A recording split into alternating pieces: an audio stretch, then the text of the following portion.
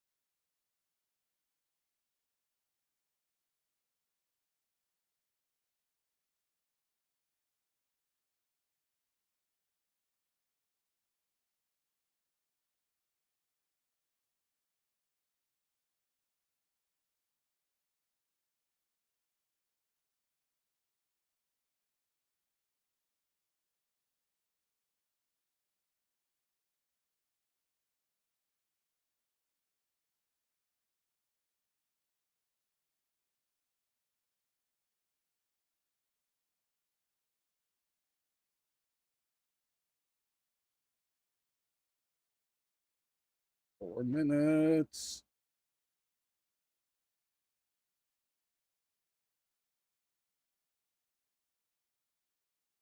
That should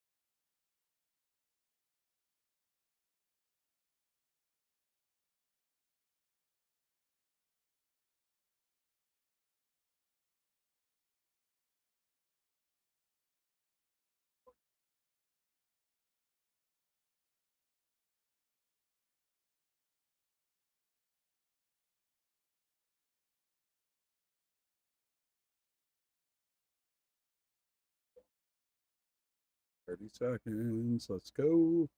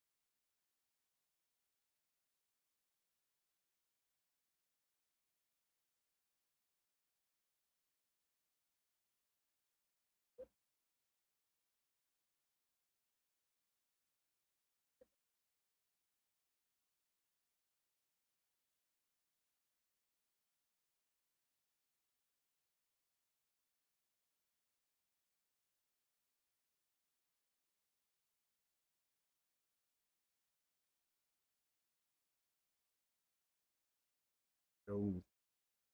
I wish you played this, True.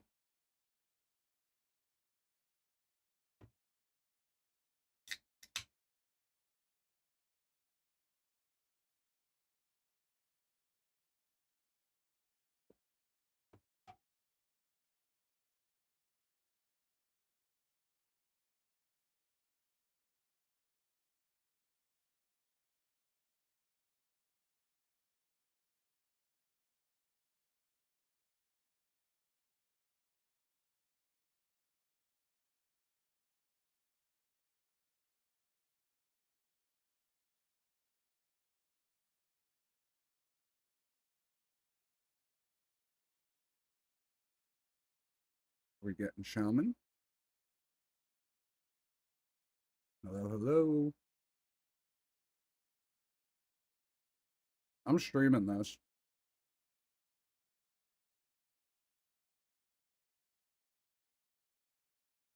Are we getting a new area?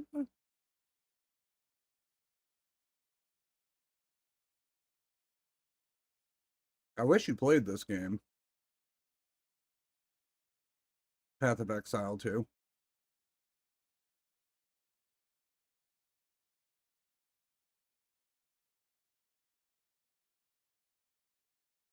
I know you don't like ARPGs the way I do.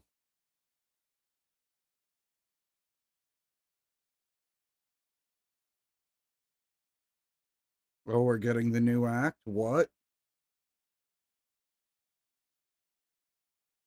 35 new areas, 24 new bosses. We're getting an overhaul of support gems, massive skill rework. Okay. 25 new endgame maps. Nice, nice. Sprinting.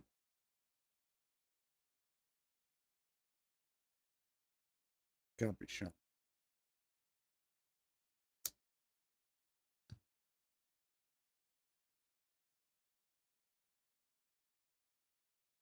What? Necro?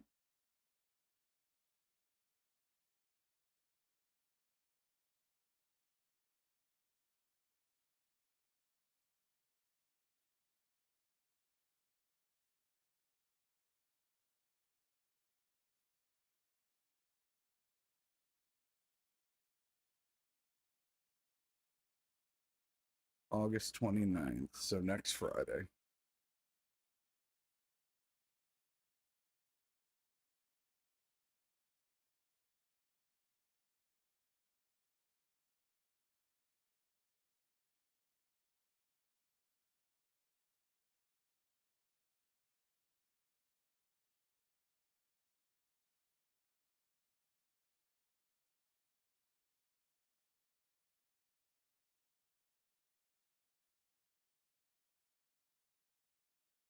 Okay.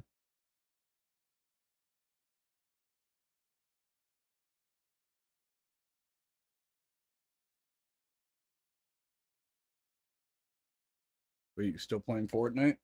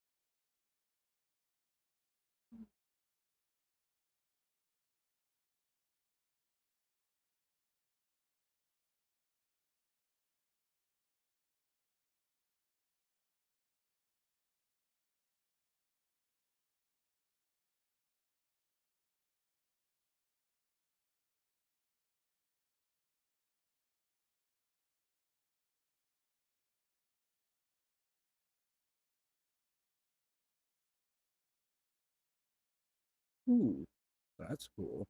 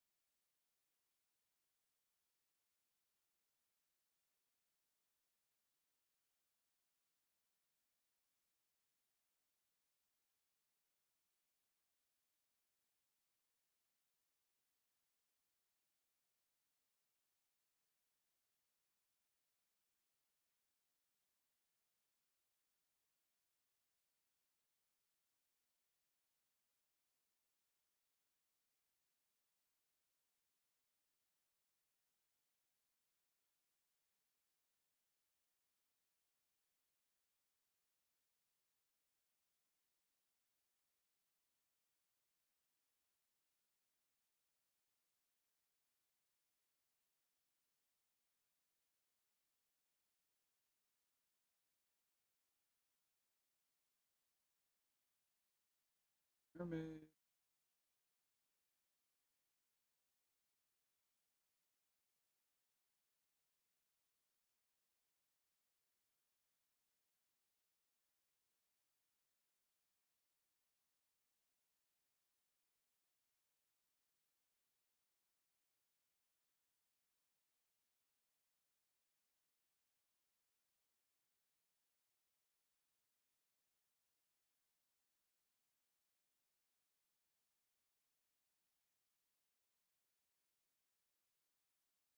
Okay.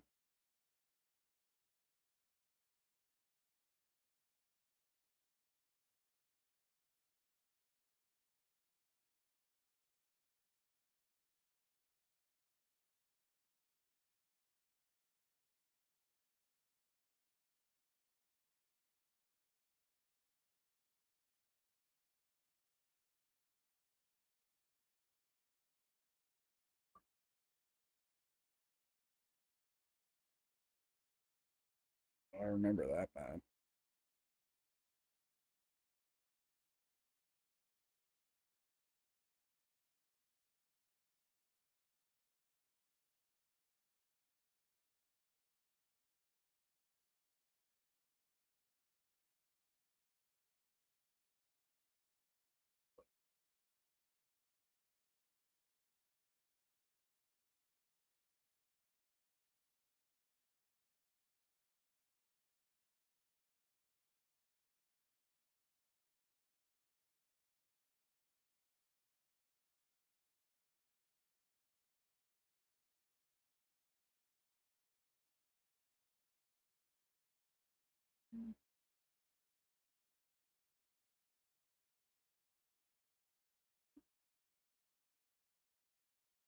Origami.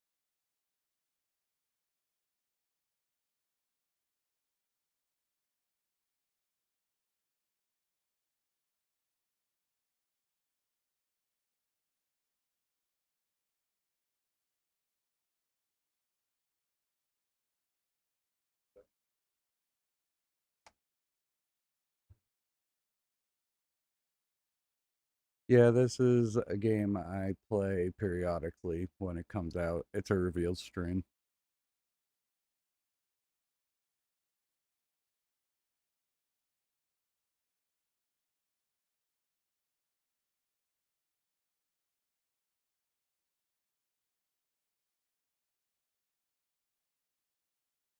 Oh, we're getting new support gems. Cool.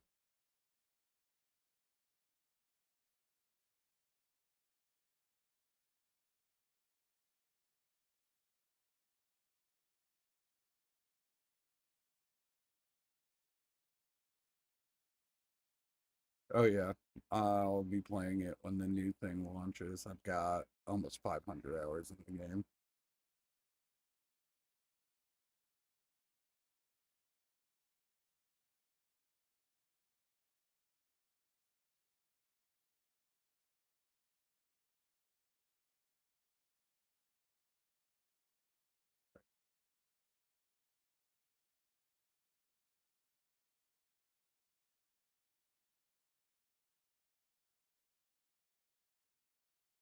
I'm so excited.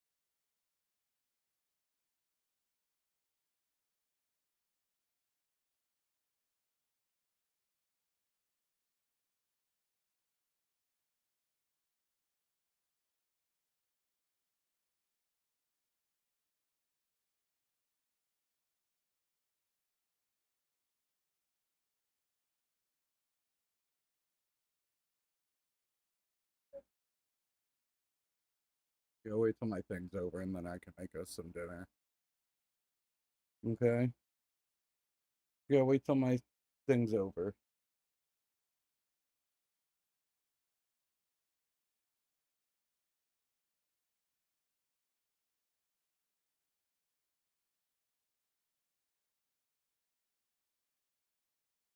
Okay.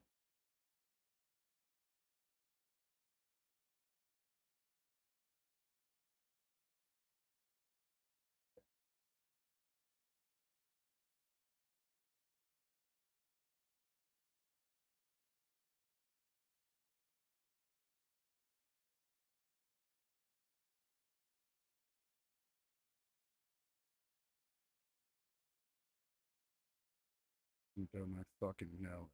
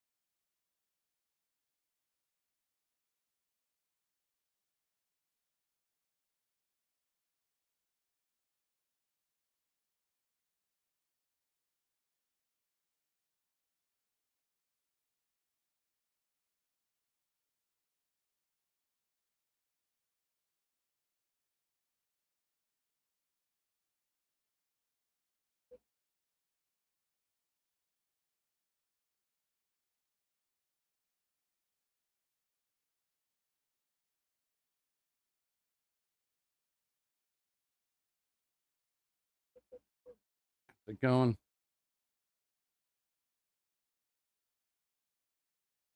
It's a reveal stream today.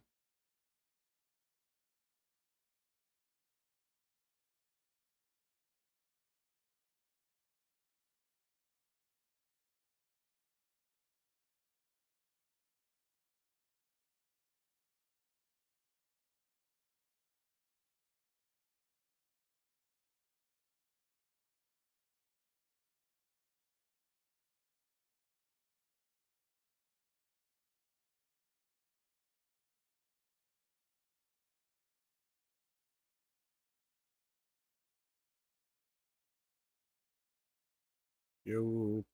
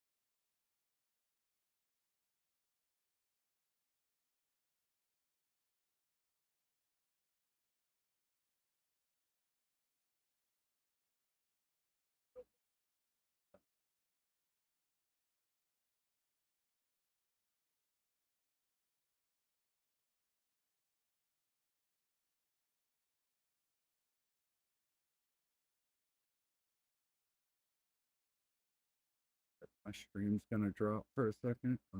What's that?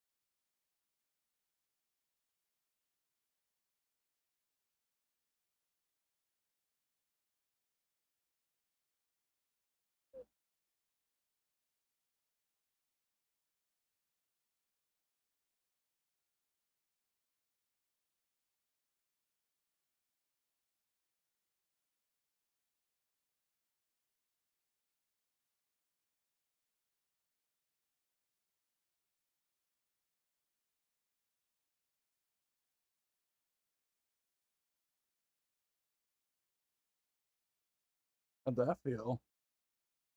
I heard that. I heard it.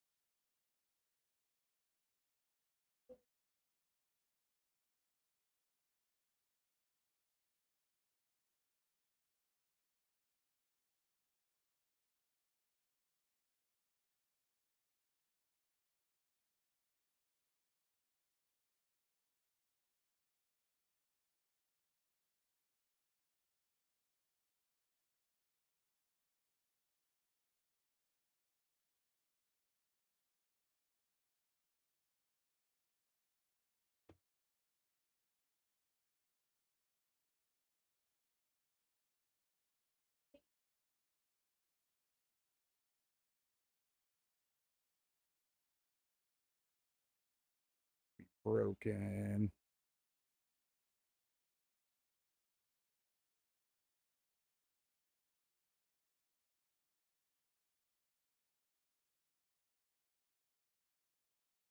Yep.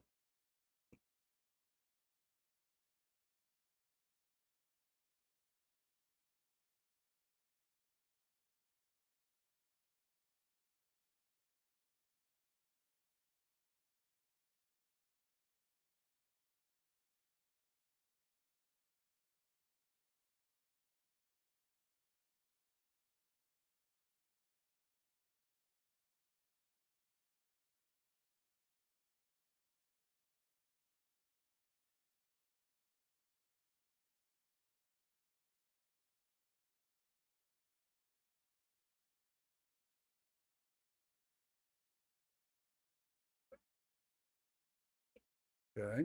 Okay.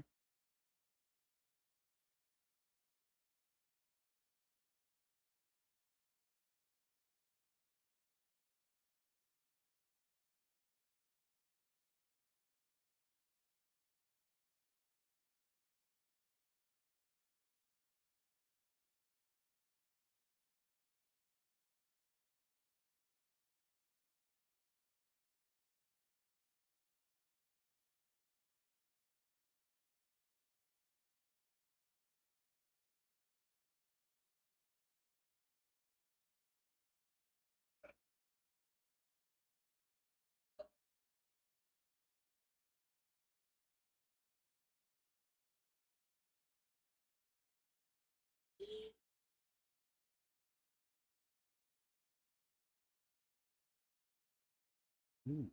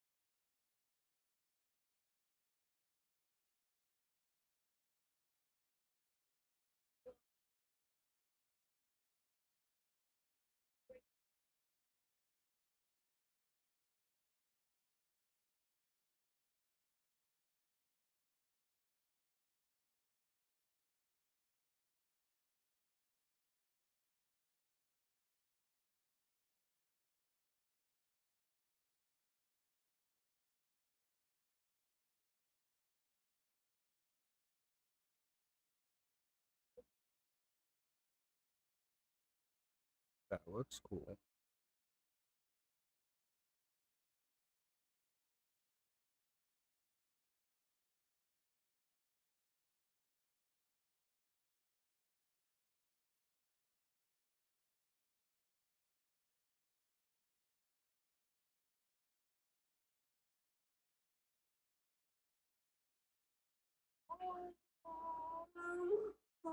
Sir, I'm trying to listen to something.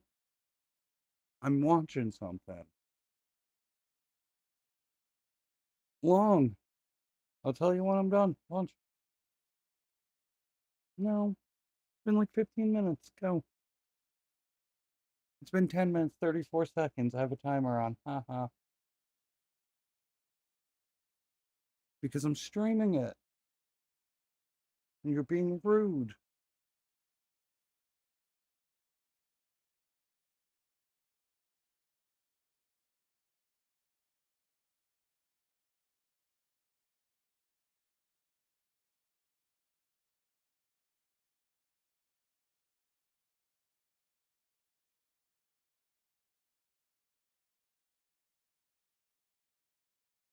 Oh, God.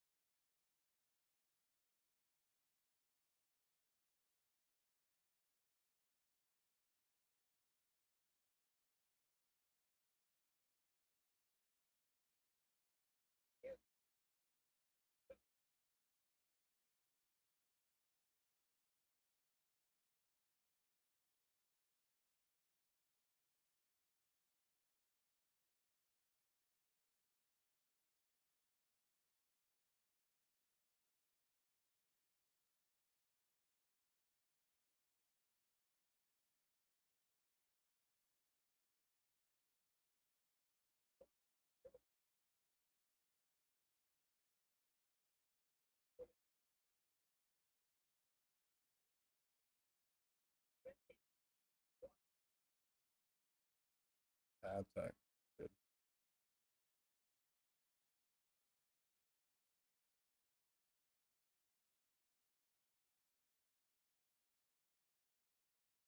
Ooh.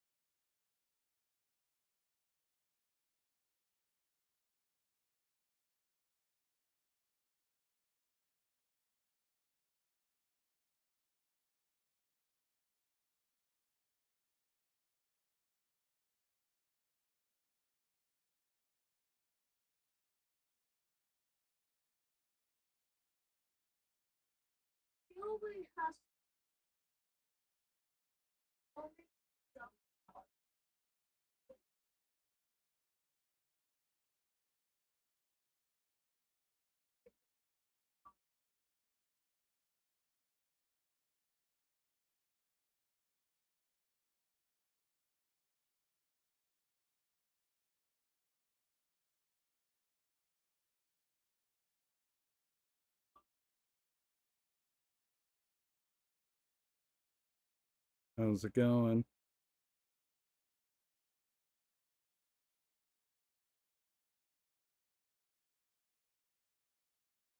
It's reveal stream time today.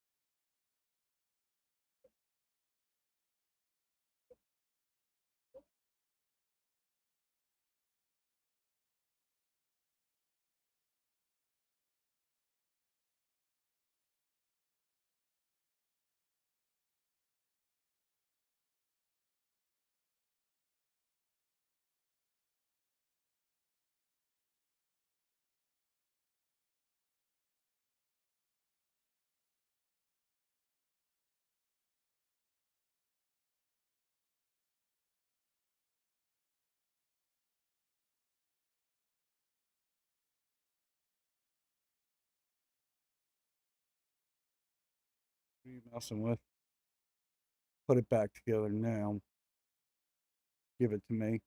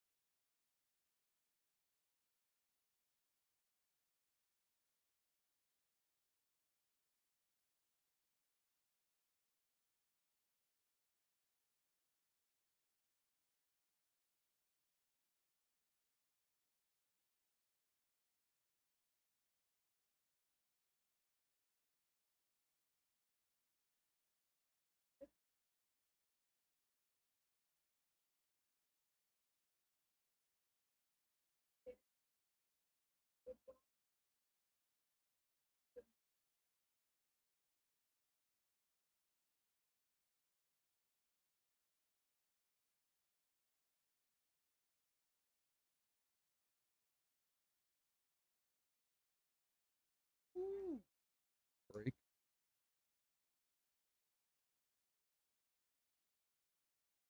That's gonna break the game.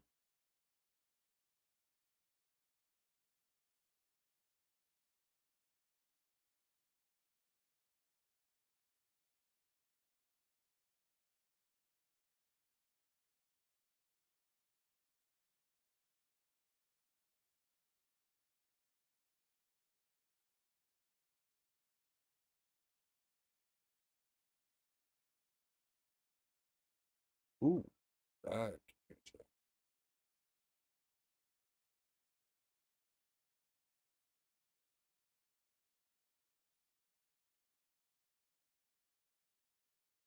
Of course you can.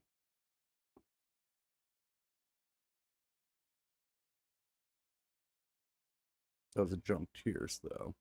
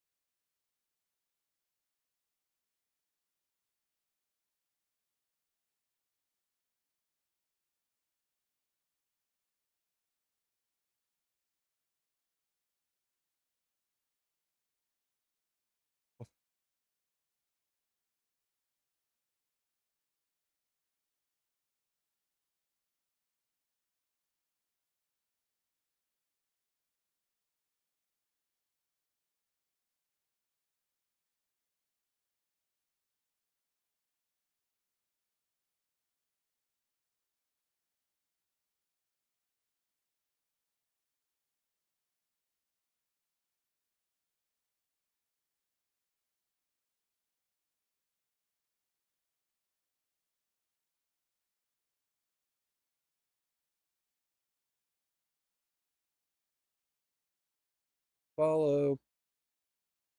Yo.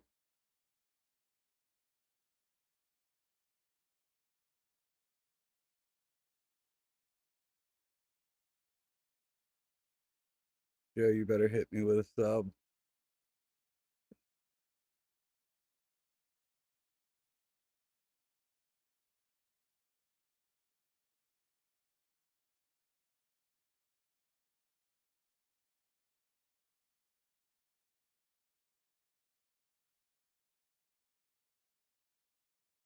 Doing all right, Sonata. Doing all right.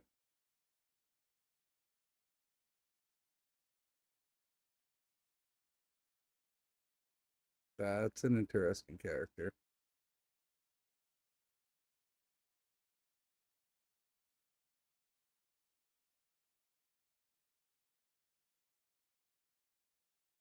I gotta send you a picture of my new setup, Joe.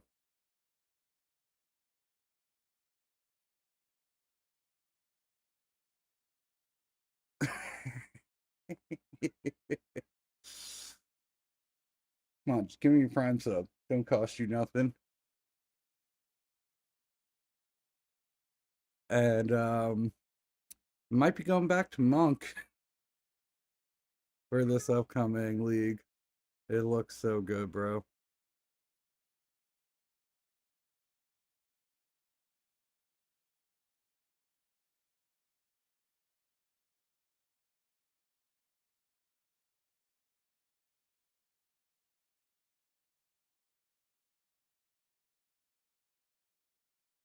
What new class are we getting?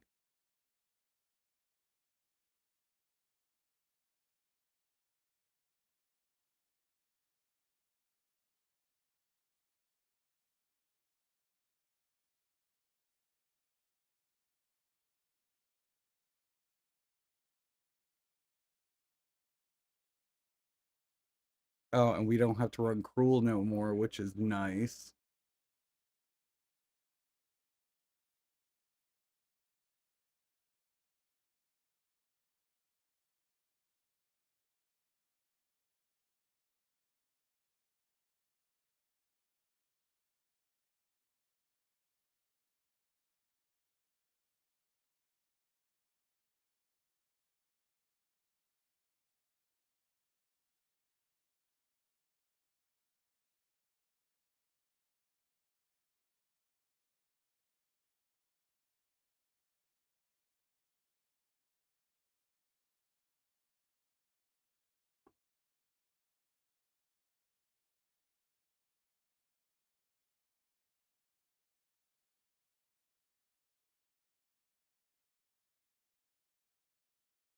Looks like your lightning sorcerer might be good again.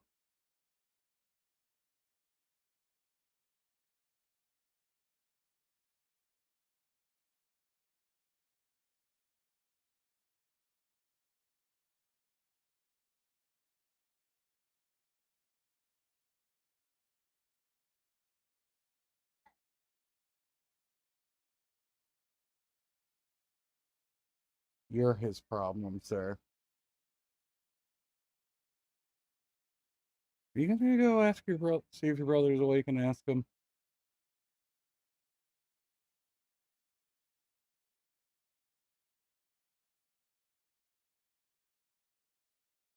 There's pizzas. He just can't make the stuffed crust.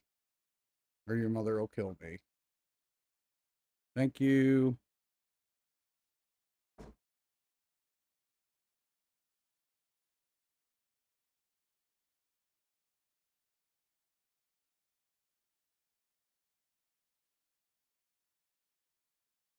Why is the video not giving sound? Can you hear it? Or do you have me muted? Or did I get copyright struck? I don't know why I would.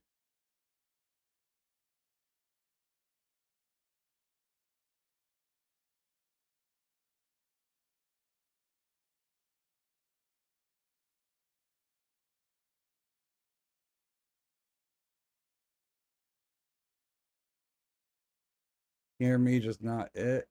Let's see.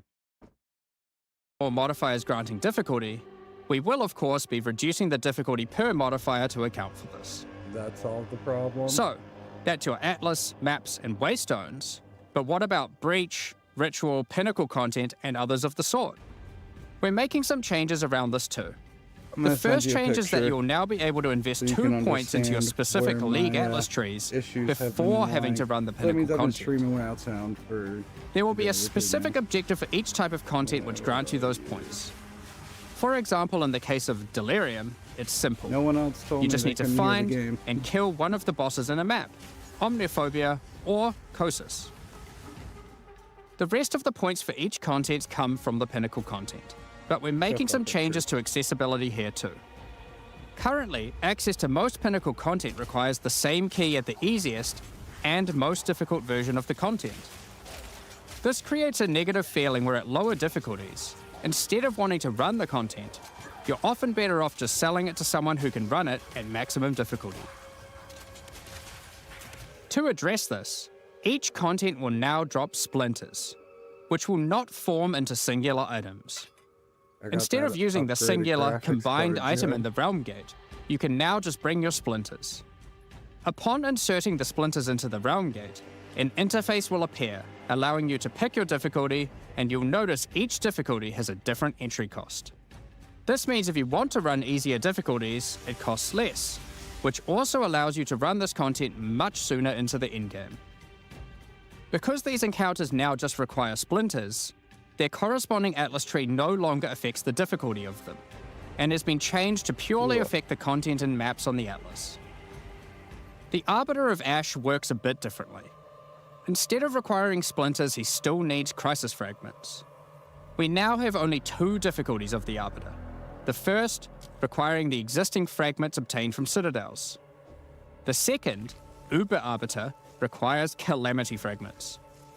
These come from Citadel bosses also, but only once you've allocated the maximum number of points in your boss Atlas tree, ensuring those Citadels are at their highest difficulty level.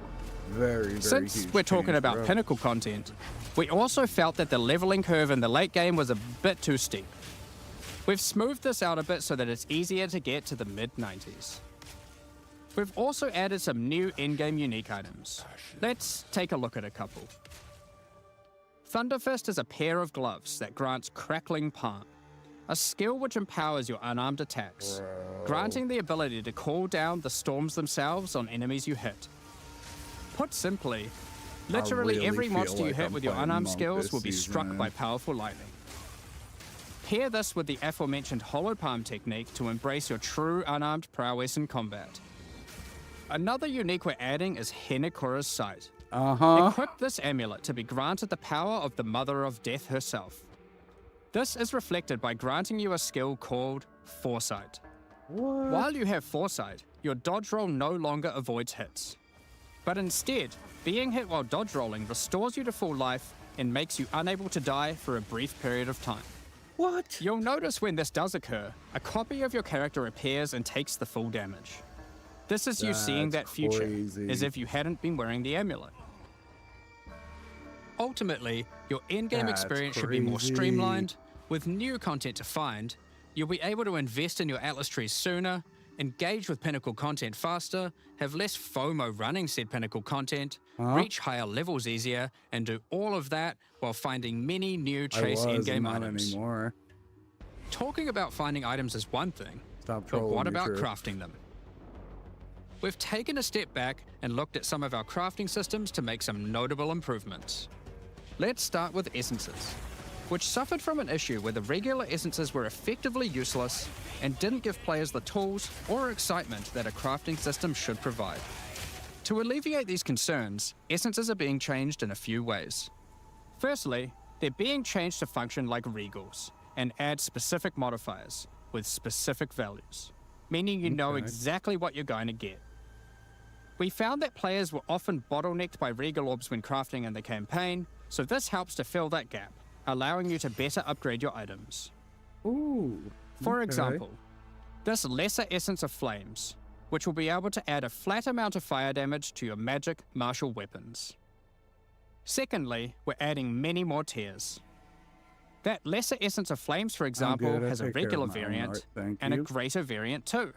adding even more fire damage with each upgrade.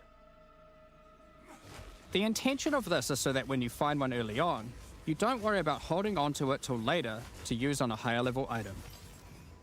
You should feel free to use them as they come to get powerful upgrades during the campaign. Lastly, our highest tier of essences, now called Perfect Essences, will function like a Chaos Orb instead of a Regal.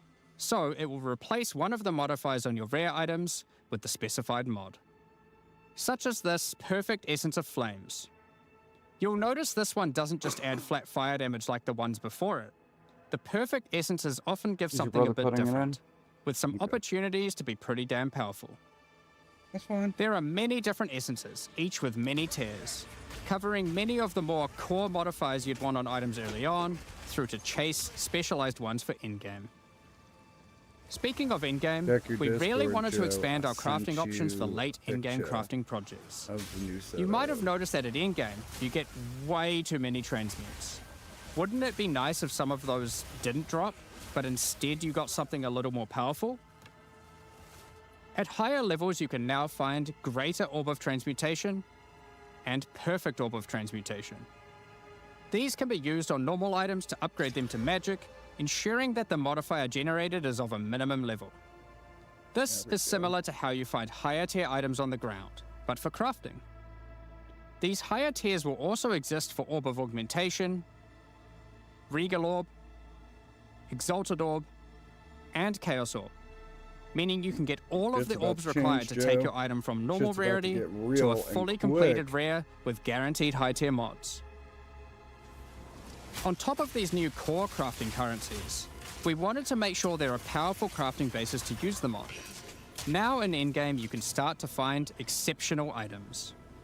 These are items that drop at normal rarity and are perfect for your from-scratch crafting projects. Yeah, I'm still waiting. They can come with extra quality, up to 30%, or an additional socket to use your crafting socketables in. Fully set up and PCs. yes, they can be corrupted for yet another socket. You can also get exceptional unique items. To add even further to your crafting arsenal, we've added a whole suite of new omens to ritual content, and removed some of the more unimpactful ones that weren't being used. Some of the new omens include the Omen of the Ancients, to keep it cool. which will cause your next Orb of Chance to not destroy the item, but generate a random unique of the same class. I told you how to cool it down. Or the Omen of Sanctification, which is my new favorite. Ooh, look at that This will divine cause your orb. next Divine Orb used on a rare item to re-roll the values of its modifiers, Look at allowing that it to divine exceed orb the that normal maybe we'll be minimum lucky and to maximum see at some values, point. raising the ceiling on the new most powerful rare items in the game. This omen will also cause your item to become sanctified. Sanctified items cannot be crafted, just like corrupted So ones. my brother So grabbed me consider a bunch carefully of when you things, use this. and I was able to Another is the Omen of Chaotic bubble a Monsters, second PC which will back cause your together out next of all my Chaos old Orb to parts. re-roll all modifiers on a Waystone, allowing you to fix your maps if you get some modifiers that are not feasible for your build. Oh, well, hello there. Besides these That's examples, there is a interesting. huge variety of new omens for you to discover in your ritual encounters. With the release of Act 4, Yeah, I've got notably a taking place in the 5060 Cardary Ti Archipelago, and the main you'll be able to PC, now and find then a my new old currency 3060s item, in the stream box. Henikora's Lock. Henikora, the Cardary goddess of death, has the power of foresight and is able to see many futures, including the outcome of your next craft. So, imbuing her lock onto an item gives you that same power too. Oh, that's fucking awesome. For example, you'll know whether or not to use an Exalted Orb on your item, as you will know exactly what the outcome is. All right, we know what we're farming, with all these Joe. new crafting improvements, it's safe to say you're going to be making some epic items, and not necessarily just ones for yourself. So given that, it's time to talk about a massive one. Trade. So It's my finally 5060 here. Ti does The what I moment needed we've to. all From my been waiting for. 3060, it is Fully an upgrade. asynchronous trade. You're going to spend almost $3 Over grand the to get a years, the way players 5090. trade with each other in Path of Exile 1 has morphed from using the forums, through to the in-game chat, all the way through to using the website. These systems, in all their iterations, Go worked Team for a AMD while, this time but for with your each iteration, processor. new problems eventually reveal themselves. Be it requiring you to be in your hideout too much instead of out there killing monsters, or never getting I'm responses from hoping so. people who are either AFK or just can't be bothered. In order to finally solve this, and this has been a long time coming, we're adding a new system that allows you to buy items from other players without requiring the seller to be present. They can continue farming, killing monsters, AFK as they please, and can even be offline. With the introduction of King's March in Act 4, you will encounter Ange, assistant to Rog in the Meridian Free Traders Company. Stop running maps now to go Over sell the last shit. 2 decades or so, since Path of Exile 1's storyline, Faustus has handed down his knowledge and expertise to Ange, and she is now ready to take over his business. Just don't go If with you an have a Intel hideout unlocked processor, already, please. you can immediately invite her there. If you don't have a hideout yet, you will need to acquire one. You can do this by completing a quest to defeat one of the bosses inhabiting an island in Act 4, allowing you then to take a slice of it for yourself. You got a week, bro. Making it your new home and base of operations. Once invited to your hideout, she will now serve as operating your currency exchange, but also serve as the figurehead in your new trading empire. Is still really good right now. How does this new system you work? get a Ryzen 9 5950X, in the existing trade system, you would list items for sale in premium stash tabs. For what you need. And then when someone wanted one, you'd have to take it out for yourself and trade it to them. Now, instead of using those, you can give your items to Ange so she can sell them for you. Each item must have a price set. The prices are set using in-game currency items, such as Exalted Orbs or Chaos Orbs. Once a price is set, other players will be able to find the item by searching for it on the trade website. 5, and then I've got Once a desired item has been found, you can hit a button, which will instantly teleport your character in-game to their hideout. Then, you can immediately purchase the item, and while there, if you want, browse their other goods, in case there's a good deal someone else hasn't yet discovered.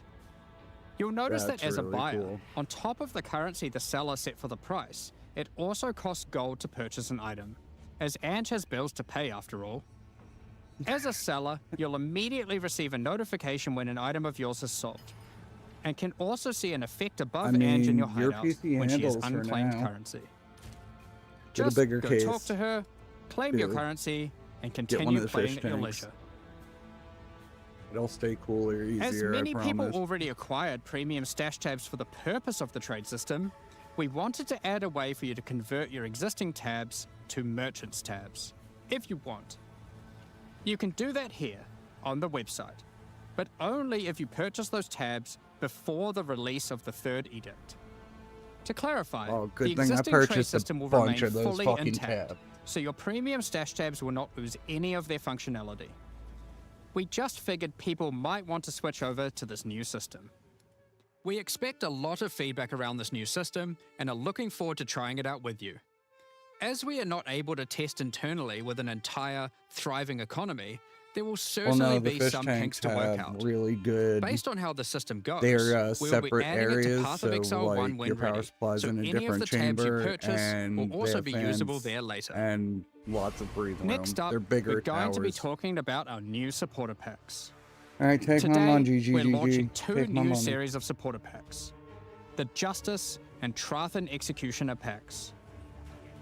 Each tier contains the pack's full face value in points, alongside several exclusive microtransactions. I still got my Corsair one as my main always, tower, and the microtransactions in these packs are purely cosmetic and do not affect your character's power or progression in any way.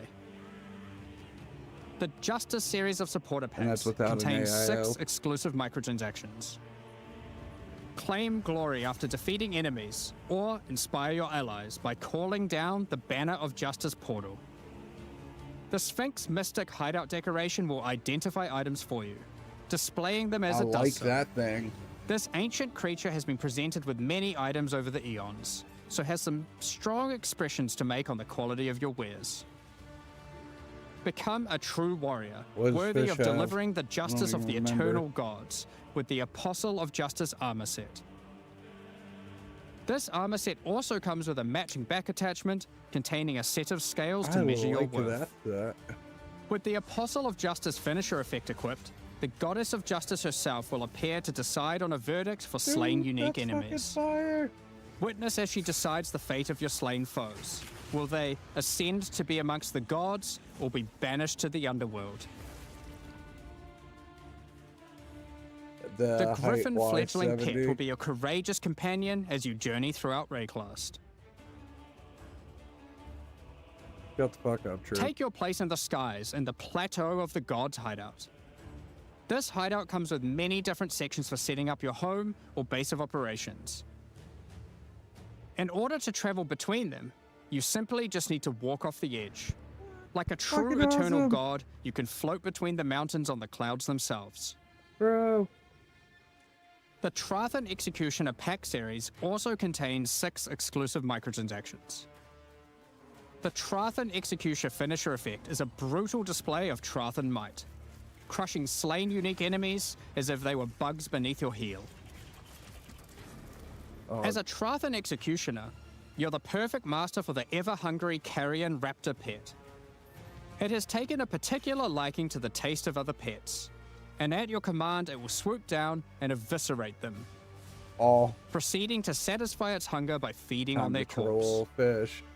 Oh my god. The nobles of the 4 major Trathan houses had their mercenaries, but if their hired hands became notably irritating, they'd have to call in the Trathan Executioners.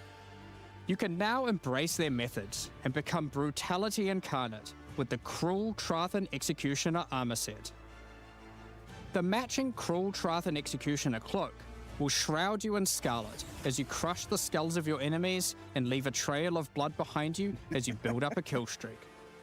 Or use the alternate variant to simply put a skeleton on your back.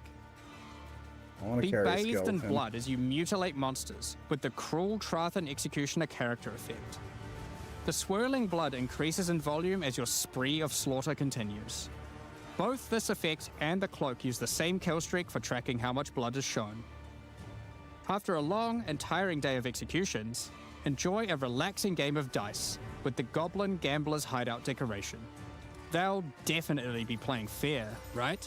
The Pulverizer map device brings a horrid efficiency to punishing the damned of Trathis. That's cool. Each map you open will execute the next victims. That's cool. This map device in its true ruthlessness tracks the total number of monsters killed, your kills per second, and your largest kill streak up to the point of the map being completed. This is then displayed on a leaderboard so you can take a measure of you and your friends' violence at the end of each map. I know you're getting that, Joe. Any microtransactions from the supporter packs will be made available for use in Path of Exile 1. That's enough about cosmetics.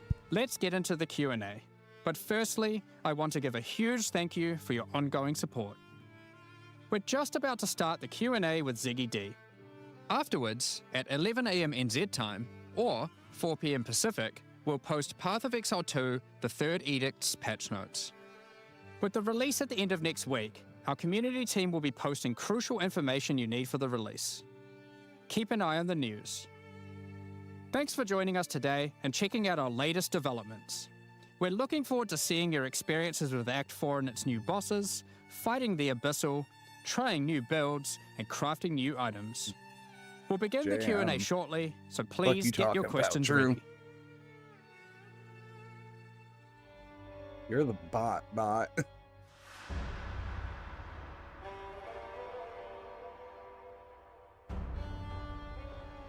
That depends on the day and what the game is. You know this.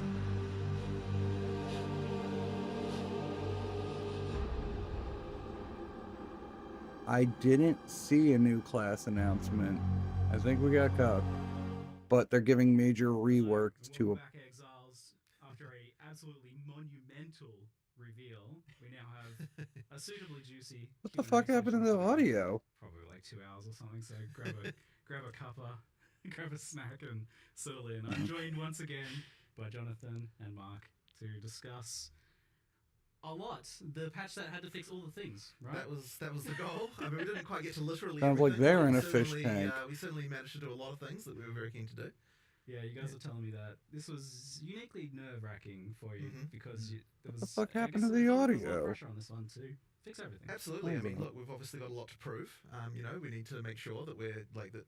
Well, put it this way: I wouldn't want people to feel like we that we don't have answers to a lot of the things that people have been unhappy about. So, you know, like we really tried to do as much as we could in one go to kind of do everything. As I said, didn't get to literally everything, but we got to quite a lot of it, and I'm Yeah, thinking that's that enough people will be a lot with it. happier with this release than they were with the last The one. fuck? Yeah, I was pretty shocked to see how much was in this one, Whatever. especially given that you've moved to this kind of like 4 and 2 cycle of, you know, you just feels like you just released the Path of Exile 1 expansion, which also had a lot of pressure on it to Yep. be a big one as well. Yeah. should probably see if but it's anyone's certainly hard. I mean, saying look, the really anything. hard part is, you know, having to make an act at the All same right, time. so it's not me. That's a really huge commitment. So I'm Yeah, certainly we happy definitely got once we cucked finish out of the class, campaign. but we're getting It's gonna go reworks back for a to bunch of normalcy shit again, but, for yeah, all it's the a, other like, classes, and I what mean, it we're does getting mean Act that there's, like, a 4. huge amount of content to So draw did we from. fully There's get obviously a cucked? huge amount for players who, you know, are not necessarily the in-game players. One of as well, those 'cause you've got things all where the, you gotta the new campaign be like, stuff. So it's like a pretty big and deal for is that it stuff, but really it also that meant we take a bad? bunch of that stuff and move it into the in-game too. So the in-game kind of sees a big expansion as I well. know, true. I can't So yeah, grant it's your been, wishes. it's- You it's- know it's this been shit. Quite a good one. Yeah, I remember early on we had the process. Actually, we just literally grabbed my whiteboard in my office and we just wrote down every single problem. Yeah. And I'd say it's not a strategy we've done to this degree, this methodically before. Right, where right. we were like, okay, we have to solve everything on this whiteboard. Literally And- made a tier list up there. Like, Yeah, this we is had a T1, this tier is list. T2. We like, actually fully yeah. of every problem, and Yeah, you yeah. know there were things in there like performance and things that aren't Yeah. necessarily the actual game content. And I mean, all the this kind of very stuff. the very one at the top of the list was, campaign is a slog, right? Like that was the one Yeah. that we were like, we got to The solve word. that. Yeah. So things like that were just like we were, because we're really trying to be honest about like, here are the real issues. And the reason it Um, ends up being a bit nerve-wracking is because we had a goal to fix all of it, and we didn't get to fix. We aren't fixing literally everything. We're fixing almost, a lot. And I'm sure a few new problems introduced here and there. I mean, However, obviously, as we're watching Twitch chat, there was a huge amount of stuff about towers. We had a plan; it was on the list. It just unfortunately we couldn't get time to sort it. So that's one of it's probably the notable one, I would say. Yeah, so we'll Oh, kind of you can discuss definitely around see your my vision and shiny stuff head in when I'm, game soon as well. reading you shit can on my say, phone. give people some reassurance of that, like where you want to go with that. But we should also mention just the other elephant in the room, or the lack of the elephant in the room, with the druid. Yes. No elephant form, but the joke kind of works. Yeah. So it seemed that druid has been uniquely challenging to get shipped. It's been something you've been working on for a while now, and just getting it right. What has been the challenge with druid and getting it out? Well, I mean, okay, so we started believing that we were going to have Druid in this version. And that was the case for at least 2 months of the 4 months of development that we were that we had here.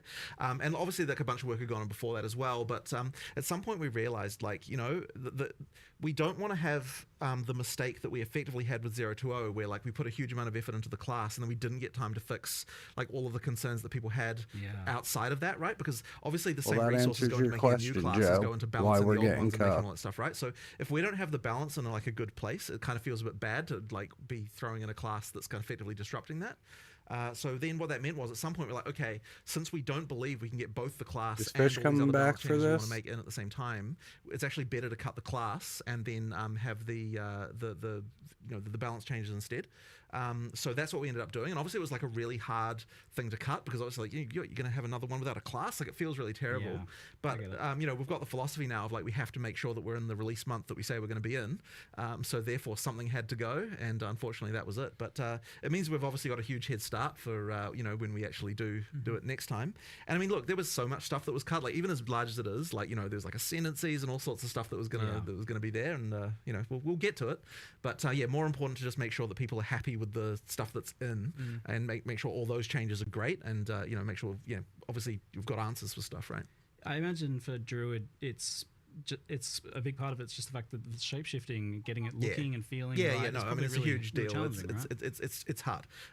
There's so much animation stuff that has to go into making each form feel right. So yeah, but we'll get there. I don't think we're that far away from it now. So it's just a question of prioritization. Yeah, it seems like is probably the hardest class of all. Then Might be, yeah. I think it will be. Yeah. you're getting a bit more ambitious as you go with each That is class true. too, which That is is true. Every class is a step Not up from helping. the last in terms of that. Yeah. yes. So I guess on that note, do you have a vision for who's next after druid, or is it kind of a race between them to see who ends up feeling the most Well, I've finished? always said that it would be criminal to go into full release without having swords. So, that's Yes. that's It's kind a of a little pretty bit glaring. it's a little bit criminal to get this far without. Yeah, having to be to- honest, it is. Yeah. So I'd say It that is would be weird when you think about Yeah, it. yeah, It's yeah, so so- unusual. It's real weird. So that would be an obvious candidate. Is making sure that we've got So that. that going on. people can infer from that some Yeah. sort of duelist or something, most likely being Yeah. the sword one. And as you said, the ascendancies are just kind of the same boat as they weren't. You weren't satisfied with where they were at to be able to get those in. So that's the things you missed, but that's like the list of the things you missed. That and doing something with towers. Yeah, so yeah. now we can talk about kind of what you have done. We'll jump into endgame first, since I know the towers and stuff have been a hot topic for people. So we'll talk about the endgame. This wasn't ostensibly supposed to be an endgame update, from what you were telling me, but it still seems like a pretty big endgame update in the end. Yeah, I mean, well, part of that is because we obviously get all the content that we produced for the campaign. We get to make all the endgame versions of that. Yeah. That obviously adds quite a lot. But we did want to make sure that we weren't just being like, okay, so we're adding a bunch of bosses. Like, we wanted to make sure that the more epic ones that we added to the campaign have some new mechanic for them on the Atlas as well. So that's where we had those various mechanics with, like the sandstorm and that kind of stuff. Yeah. Those kind of like Atlas events. And it really does contribute to the feeling of exploration to have more of that stuff. And then, of course, once you've got that, you need to start getting into, okay, well, what rewards is it going to drop? Then we started to think we need a new category of rewards that these things can have. And that's, we started to think about the lineage supports and that kind of stuff. So it just ended up kind of adding up to quite a bit in the end. But it isn't like kind of like the big end game change that we wanted to do. Like, we had a design for that, but we just kind of haven't quite got to it. So, but it still ends up being quite a lot. And one of the big things that it also, I think, will help bridge is the kind of mid-end game part, like that's still a problem that we want to improve, but like it adds quite a lot there, because you're seeing that stuff on the Atlas a bit earlier. What's the problem there as you identify it? I mean, you've got this issue where effectively, and we are doing some stuff to address this, but effectively you've got like the pinnacles at the end, and you've got like, obviously when you start, you've got a bunch of content, but it doesn't feel like there's those kind of mid-end game goals that you can easily achieve. That's kind of the issue that we're trying to just solve. a lack of direction, right? Right. I think there's not enough like really guiding you. Like, the narrative kind of falls apart there, right? Because it's just like open world, and you want a bit more of telling you where to go, what to do, have those goals where you're like, I want to do this next and this next, as opposed to like, I could do this or this or this. It's nice to have those, but it's nice to also have the things kind of directing you as to like, this is exactly what I want to do. The boss I want to get to. So there's kind of just a big gap there. We want to add a whole bunch of stuff in the middle there. We have a huge plan, but again, it's like, we need to you got this working on a campaign, you've got working on the end game, and you got all these like, how do you juggle all of these things? It is brutally difficult, and you end up having to think. So I would expect next expansion to be way more end game centric in terms of fixing all of this, because it was on the whiteboard. But we did do some stuff with what we had. So like that splinter change, I think, is going to be quite a big one. Like, it doesn't look like much from what we showed, but what it does mean is that you've got pinnacle fights earlier in your in the experience, and of course you've got the thing where we're making it make more sense with regard to the difficulty, the access to the different difficulties, by having it so that it's cheaper to get to the lower tier ones. So that helps quite a lot, and I think that'll improve things quite a lot even just from that. So yeah, and like, of course you got the league now in endgame as well. And of course there's a league there too. The Wisps were Wisps. Sure, wasn't really a league. It's kind of just like, wasn't not a full-fledged not what we've league done mechanic. before. And a lot of people in PoE2 may not really even know what a league is. I mean, we kind of had it with Dawn of the Hunt, but I mean, having Abyss in every single area. There are abyssal icons you can find on the map. You can't add them because they are in every area, the Abyss. So, and you have, different the waystone crafting and stuff like that. So there's a lot of endgame just added by the league's existence as well. Plus a lot more combination of the league mechanic with other mechanics as well, which is something that I'm always keen for with leagues, is like have a bit more interaction. Yeah, so, you were telling me that you had specifically made it so that Abyss would have specific interactions with basically everything else. For sure. Like if a rogue exile's standing there, you get a special boss based on the rogue exile. So that's rather interesting extra combination stuff there. It is interesting because this is a league mechanic. It's in every zone. It's guaranteed, but it's part of a league mechanic. But does this also have like Atlas tree integration in the way that it would later on as it becomes like a core element? No, not the way that's kind of handled is through some of the waystone crafting. Yeah. We depending when the league ends, you know, we obviously do the whole again more for people who maybe don't know what a league is and how we handle this stuff in PoE1. I'll over explain it a little bit, but yeah, generally we review the state of it at the end. We see what changes we want to make. Sometimes we add it to the core game immediately, sometimes later, and then we add it to the tree and decide how we want to invest into all the different things. But we try and have the meta progression, so to speak, of a league within the leagues itself, and not connected to the core tree, because you could have a separate tree. It is a thing you could do.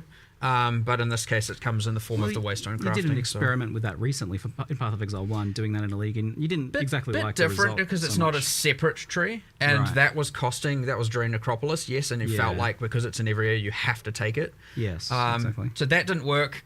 We're not going to repeat that mistake. It could be a separate tree, but we just did it through the Waystone crafting stuff instead, and you can invest in the Abyss and juice the Abyss that way. And I mean, we'll see how we fold it all in as we go into the 040 though. Like, that'll be an interesting one. All right. Well, one of the kind of endgame issues that I've identified in the past was kind of how the Atlas trees worked and progressed and what they afforded, and it felt very top heavy. You had to beat the boss to get points to just scale. Well, the that's boss what I'm talking difficulty. about with the lack of mid-game stuff, right? Yeah, exactly. Yeah. So that's changed now though. Like the league mechanics don't scale difficulty of bosses at all. They're just about what the content is in maps. Yeah, right? and you get the points way earlier. So in fact, you some of them. Yeah, we made some changes to that actually as well since last night. And thus it wasn't in the live stream accurately. It was talking about how you have to complete specific objectives like killing the Delirium boss and whatnot to get your points. It's actually just now you follow the quest line, and there's a point in where you get the tablet, which is after you find the league and you kill the just do a Delirium, you successfully go back and get a tablet. You're also going to get the first 2 points there. Now I wanted to change it so that you can get if we have 8 points, you get 4 points before the pinnacles and 4 points from the pinnacles. Right now it's 2 and 6. We're still looking at this just because we made a change last night. There's a good chance we might end up, adapting this a little bit more. So it's even the first 2 points come even sooner and even more obviously. Like you don't have to RNG into finding a boss in order to get those first 2 points now, which was mentioned there. No longer going to be the case. But we just want to really make sure we're smoothing that progression through, getting that stuff earlier, all that sort of stuff. So the other thing was you've got this kind of world map. It seems to be exploration focused. The recent updates you did in Daughter of the Hunt actually I felt were a big step forwards in that regard. There was a lot more exploration with the new unique maps, and even towers. I felt like when you're using them as an exploration feature work quite well. Like they leapfrog you to your next. You see that next unique map over the hills, and that's like a cool motivator that pulls you through, and that helps with that mid game issue you were talking about. Is that kind of the goal? Is to make this like really exploration focused? It's certainly something that I really love, and the more things you add to the Atlas, the more it feels like you're finding things. But so we definitely appreciate the concern with towers being that you've got this tension between having to turtle in one location versus explore. Yeah. And so that's something that we need to look into addressing. But I don't want to kind of talk explicitly about exactly what we're going to do here, just because there's obviously a lot in flux there still. But it's something that we understand the problem, I would say. I would understand that there's an issue, and so we will be addressing that a bit later. Yes, the brand name of towers seems somewhat marred currently. It seems like almost no matter what you do with them, there's going to be some sort of maybe just delete towers because we have the bad association with it. That is a concern, but I suspect that we'll still want to keep them at least for just vision. Even if we remove the mechanic and do other stuff, we'll just keep them there. So I still think it's fun to just find a tower just to get a circle of vision around it. So I don't think that's the part that people are unhappy about with them. So therefore, it'd be fine to keep that and move other power sources and other things that you can do somewhere else. And I even like the empowering the maps because that is an element of control, which is another thing people. Well, I mean, I still want something that does that. I just think that it needs to work differently than how it works. I guess the issue seems to come down to, from what I see, and maybe chat might have other things that they mention about their issues with towers, but the issue, as I see it, is about that feeling that you still need to be stacking tower mechanics on top of other stuff, and if you're not kind of bringing all those things together, then it feels like you're wasting time. My fundamental issue with them is the way that you know that something sucks before you even run it, and that's always bad. Yeah. Effectively, it's if you're running maps that don't have a tower around them, you're like, okay, well, I know this is bad, or and so I feel bad because I just have to get to the next tower, and then when you've done one tower, but you know that 2 tower overlapping is a thing, then you're like, okay, well, I feel bad running a 1 tower overlap thing when I know that 2 tower tower stuff is a thing as well. So there's just this problem of like, you know that it sucks beforehand, and I think that's never a good thing. Like it's actually the opposite of the action RPG philosophy of like, the reason you have random drops is because like, you know, any monster could be the one that drops the next thing. Exactly. And if you don't have that, then it's like you feel bad for playing the content because you know it's not the best already. So you need that like random element more. So yeah, there needs to be some adjustment to make that better. Yeah. Do you think that's like bringing up what the base map experience can be in terms of its upper potential, like adding more interesting confluence of variants? I mean, look, I always like more interesting combinations of stuff to happen, but I don't necessarily think that the core problem is like lack of ability to juice things. Like, I think the core problem is to do with the fact that like you don't, like, you know when it already sucks, as I said. Like, it's just kind of like that thing there. So we need to sort of like, there will need to be some approach to solving the, making it more controllable, like it, like you know, more deterministic in some way, like, you know, just something along those lines, so that you can, so that you don't have this feeling of like, because of, you know, because of a thing I can already see that sucks, that this experience is going to be worse than what I'm hoping for. So, somewhat related to this, another thing I see brought up all the time is being able to kind of choose what map you're doing and just being able to exert more elements of control. I saw a post in chat just there that was like the idea of being able to kind of erect a tower where you want it, rather. Like, is this element of like being able to choose your maps a little bit more, or have a bit more influence on what's happening. So I think having control over what content is there is good, but I don't know that I want to lose the fact that you still have the Atlas fundamentally where you like the actual map areas you get are random, and part of the reason for that is that it gives us a lot of opportunities to do interesting things with you know, like different maps can have different things that they drop and other stuff like that. Like, there's a lot of that sort of stuff that's like quite nice. Like, you can actually have a unique map be way more powerful if like it's kind of, you don't know exactly when you'll encounter it.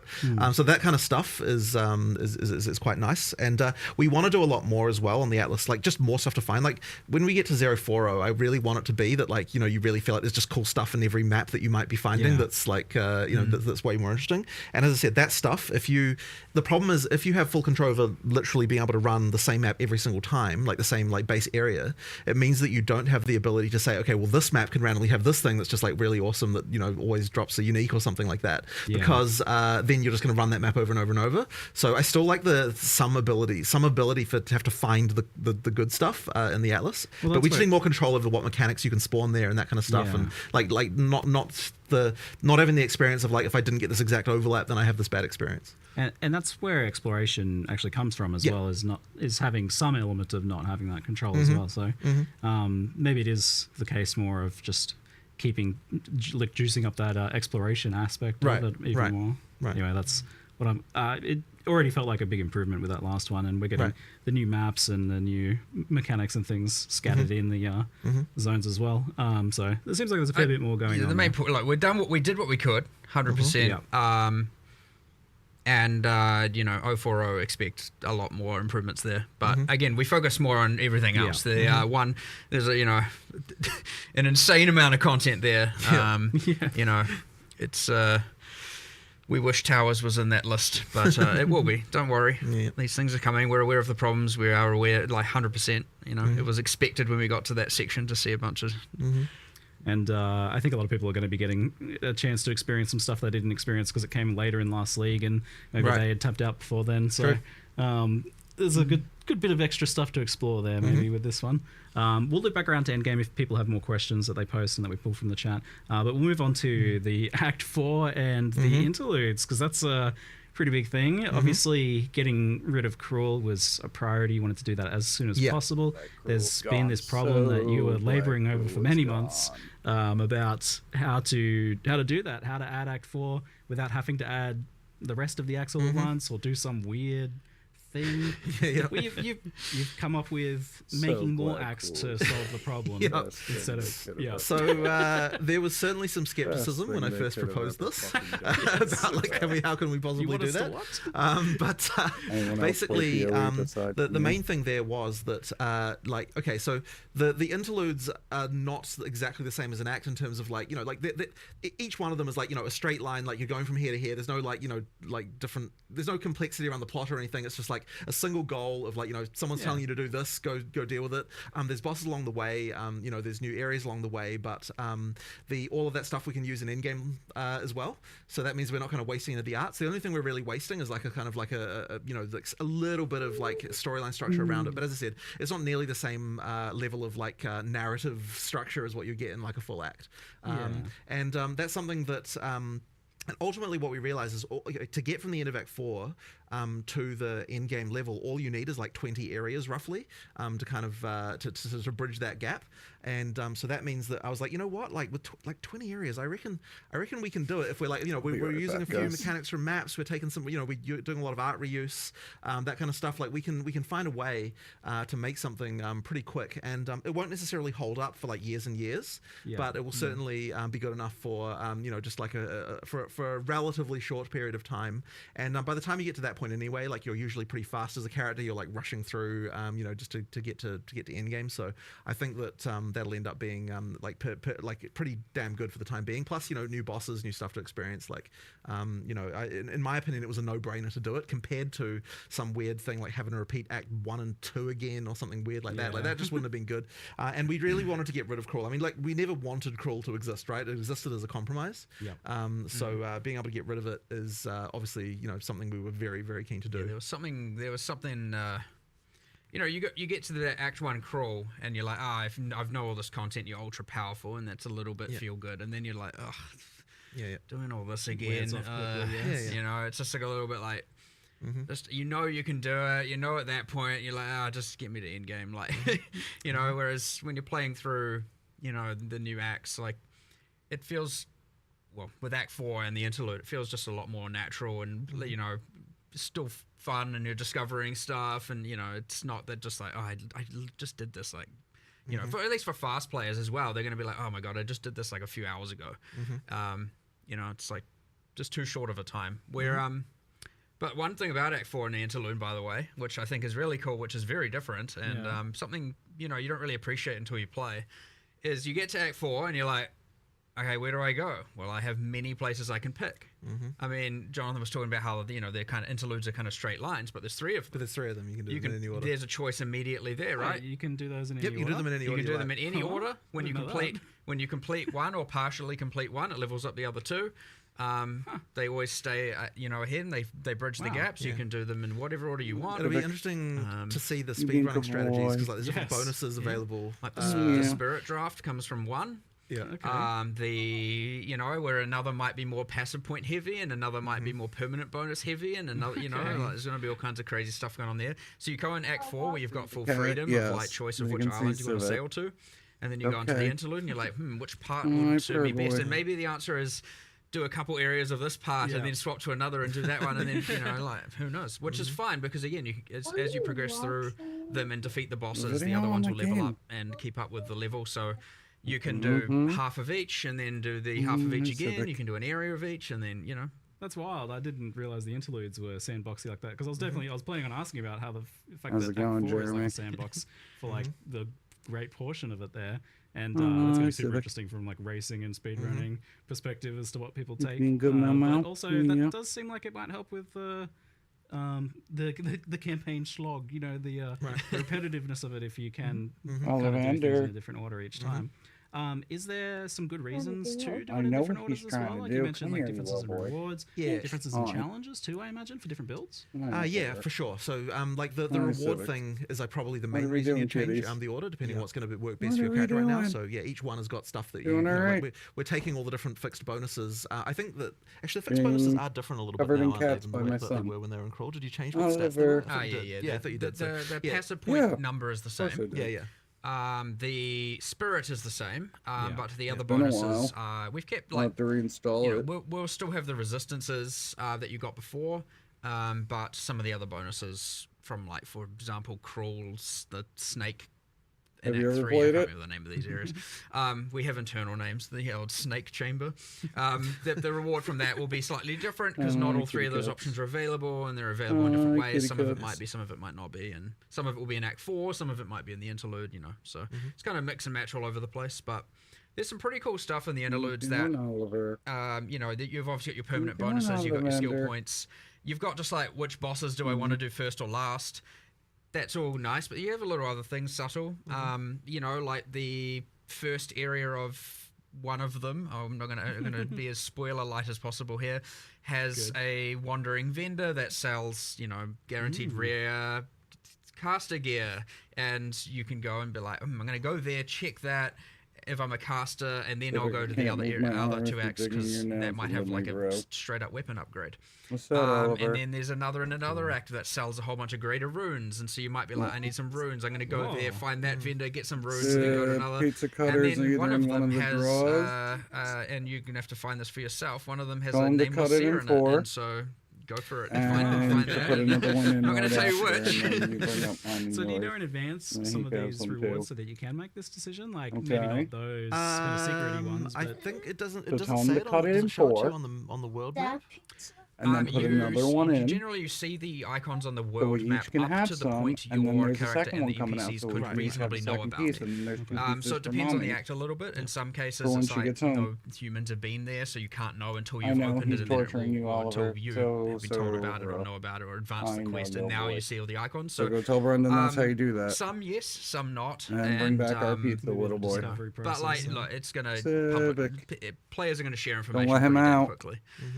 But yeah, it's actually quite fun having all this different choice and different axes, and we haven't No, I'm had off this tomorrow. level of like, sure, you've got Path of Exile 1 Act 2 is go left or go right, and you got a little bit of that in like Act My 8. guitar but comes you tomorrow. don't, My other case comes yeah, get this tomorrow. much like parallel Tomorrow's gonna things be a going fun on like day. this in a kind of interesting way. So Civic. I suspect it'll actually last a little bit Probably. longer What level did than you get to? we anticipate, given how Did you we complete the had to put story? this kind of 3-part thing together so quickly. last a bit longer in terms of like players. I didn't finding it complete fresh the and interesting. campaign fully, Yeah, so that's the hope. Okay, good. The all 3 interludes kind of appear on one world map, so you kind of got 3 parallel tracks you can see on one map. cool.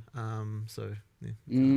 I can't remember where I got Decision to paralysis is gonna exactly. set in. Where do I go? I'll reinstall It's and only- take I a think a look lot of people later. will just pick one just because it's the first one. Yeah, Probably, left to I, bet right. I bet that'll be the most common You'll choice. see stats on that, I'm sure. Yeah, It's yeah, like, yeah. oh yeah, 60% pick rate for the first option. Yeah, probably. Left to right's most likely. Yeah, I've Makes got it. sense. I don't have Order of any the of islands in Act the. 4 a little bit less Not predictable. the prime version of them. It's You know, whatever. one of those supers. islands, like there's four permanent bonuses kind of going on in had- one area, kind of thing. It's wow. like a, Blair, you know, 'cause Volby, Go there first. I'm not going to tell you which ones. Okay, I'll have to figure that one out, eh? Bunny. Someone will do it, I think figure I it have out. Ajax and Lepic Make too. make the progression. And then I guides. have the But I like poison idea that could be chick. different for different builds too. That would be Mm-hmm. very cool if that ends up being the outcome, because that will Yeah. keep things fresh long term. Yeah. There's a good reason to do it differently and doesn't just get kind of immediately solved. Yeah. So Act 4 was I'm a planned to bunny have main, obviously. a new way of ascending, but that wasn't mentioned here, so Yeah, that one's yeah. not quite ready yet. Didn't quite get time for it. It'll be coming a bit later. But you can still there's still a quest to go to the place where that is happening. Civic. Okay. But and we added like a kind of another reward there. Just for the Your time cat being. thinks I'm a But giant yeah, later on pillow. there'll be that. Walking just back over to the desk and he the amount jumped of on work my required back. to make that trial just unfortunately wasn't pet quite me. compatible with making all of the other stuff we made. Probably if we hadn't made the interlude, we would have been able to do it. But I think the interlude was more important just to get rid of Cruel. So yeah, we ended up making that decision. Yeah. But we'll get to it. Thank goodness. I'm like so stoked Cruel's gone. It's if it's what most of us imagine it's going to be, I can imagine where a lot of that work comes in. So hopefully you guys, is it something that you'd like to get ready for next league? Then it sounds like. Well, I don't want to promise anything because at this Yeah, point fair we're enough. in the mode of like we'll cut stuff if we need to make the release happen. So I wouldn't want to promise anything, but that would be would be nice. We'll just have to see. I guess the other question then is, do you think it'll be like different enough and appealing to You just people who want don't that. necessarly want to ascend the other Grumpy ways? man. Well, it's certainly different than the other ones Yeah, by a very significant different. margin. So yeah, I think that'll be that'll be interesting. And Ollivander. what's the vision for how ascendancy works long term then? So You is doing it the idea that Ollivander? you ascend once in Act 2, once and then again in Act 3, and then again in Act 4? I mean, you will be get able to some do it more that way, but if you doing, want to yeah. Don't do dig your other, nails yeah, into that's me. that's a way That's to do it. not But nice. if you want to, if you like a certain trial better, Don't doing dig it your that way claws is, into me. is I'll also give fine you too. pets. It's just interesting because there's like not as much of a Yeah. gap as there usually is between those first Guess 6 months not. that way. I Like they're guess quite not. rapid fire. So and then it would be a big gap until the end game, Don't and be you do grumpy. Yeah, and your dig choice claws of full into me. one. Yeah, I mean, I guess we see that as fine. I Like you kind of want to guess. get your build locked in to some degree by the time you get to that sort at a level. I kind of like it. It's just different to how it's been done in the past before, right? Where we had, where it was like right at end game, you did that third one. So that's interesting stuff. So a big part of this obviously is then continuing the campaign slog kind of discussion was just the speed of the campaign, how that tied in with difficulty, zone sizes, and things like that. You guys did a whole bunch of big changes a couple of weeks into the last league where you reduce zone sizes. So we did a bit of that. That's one of those things that's a bit hard to see exactly until you've played it a couple of times. So I like, for example, right now, like, you know, the first time you play through Act 4, I doubt you'll be worried about zone size. Second time, then it might then you start to realize like what places are too big and what places aren't. So there'll probably be a little bit of adjustment to that even as we do the first couple of patches in 030 as well. Just because, like, as I said, it's actually a bit hard to appreciate until you've kind of played it a few times. But the sprint helps a lot. Like, sprint is a big deal as far as like changing how the game feels in this regard. So you know, if you're fast and you know how to use it well and that kind of stuff, you can motor quite a lot more than you were. It'll be interesting to sort of see how like you got to move, kitty. How many people are using that all the time versus how many people are kind of just using it. Time. You have, well, yeah. But the thing is, you're an experienced PoE player, right? Like you're gonna be. But like, there's a fun risk reward to using it that way, though. Like, if you are just using it to traverse or like backtrack or something because you go the wrong way or something like that, then it's pretty cruisy and it works well for that. But it also is a very powerful like combat tool. You can use it like a boss is doing something, you can get further away than you can. For boss stuff, you can, although it is dangerous, right? Like, I mean, if you screw it up, then you yeah.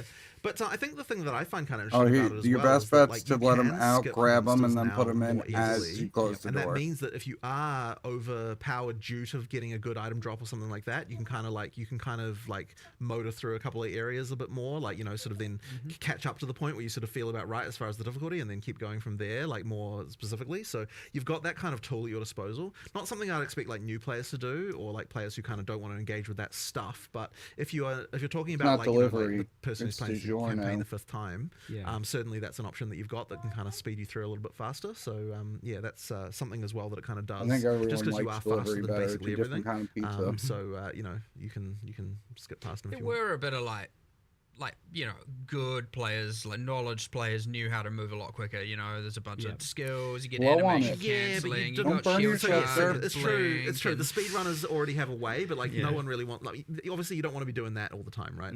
Like unless you're like really dedicated to speedrunning. So.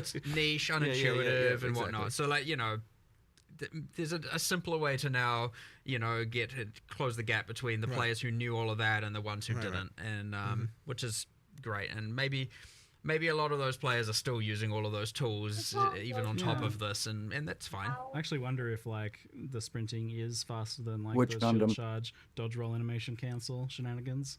Haven't exactly done a race. Wing, double O. I think it's close. I'm pretty sure it's relatively close though. Yeah, the difference there. I know there's some passives on the deck side of the tree for like slightly increasing your speed while sprinting, and a few other different things while sprinting, like increasing your evasion while sprinting, and so you know there's some of that going on as well. That maybe when you speak into all that, you have a more of an advantage over those other skills. We'll see. You know, actually buffed dodge roll a bit for the sprint too. Like you can turn a bit better. For longer during the dodge roll. You can. So that one was, man, I'll tell you what. So this is kind of inside baseball stuff, but sprint was like way harder to implement than you might expect. Like it seems like, oh, you just add a speed buff, but like getting it to be smooth and like feel right, and like all of the stuff around like the turning at the end and like all that stuff, that was really, really hard to do. Like it was like there was like a programmer for a very long time just working on sprint issues. Like holy crap. So yeah, like it's one of those things that you know, like every little imperfection of it, so you do it so often, needs to be ironed out. I'm looking forward to stacking move speed and dodge roll distance in Sanctums and using sprint. I use sprint in the Sanctum and when I was testing earlier, and it's so fun doing some of the things with sprint. It's like we're like mega long dodge rolls into sprinting is gonna so fast. I mean, we've in general just improved mobility. We've improved, and even outside of that, it's like talking about, you know, sprint, slog, fast. Like there's more to it. There's you know, obviously dodge rolling has improved. The mercenary, like slow while reloading, but also something like Jonathan and I both just randomly did one day, just logged in on live. We played mercenary and we were both just like, What happened? What did we do? What has gone on here? Well, I this believe feels terrible. It was the 020 change that related to like contact points or something. There was something like that I think broke it. Because the thing is, it wasn't actually feeling like how it felt before we released. Yeah. So it's like, oh crap, we need to fix this. Something went wrong drastically there. That one really improved it. But we also made a change where you're a little bit faster coming out of when you're using a skill while moving.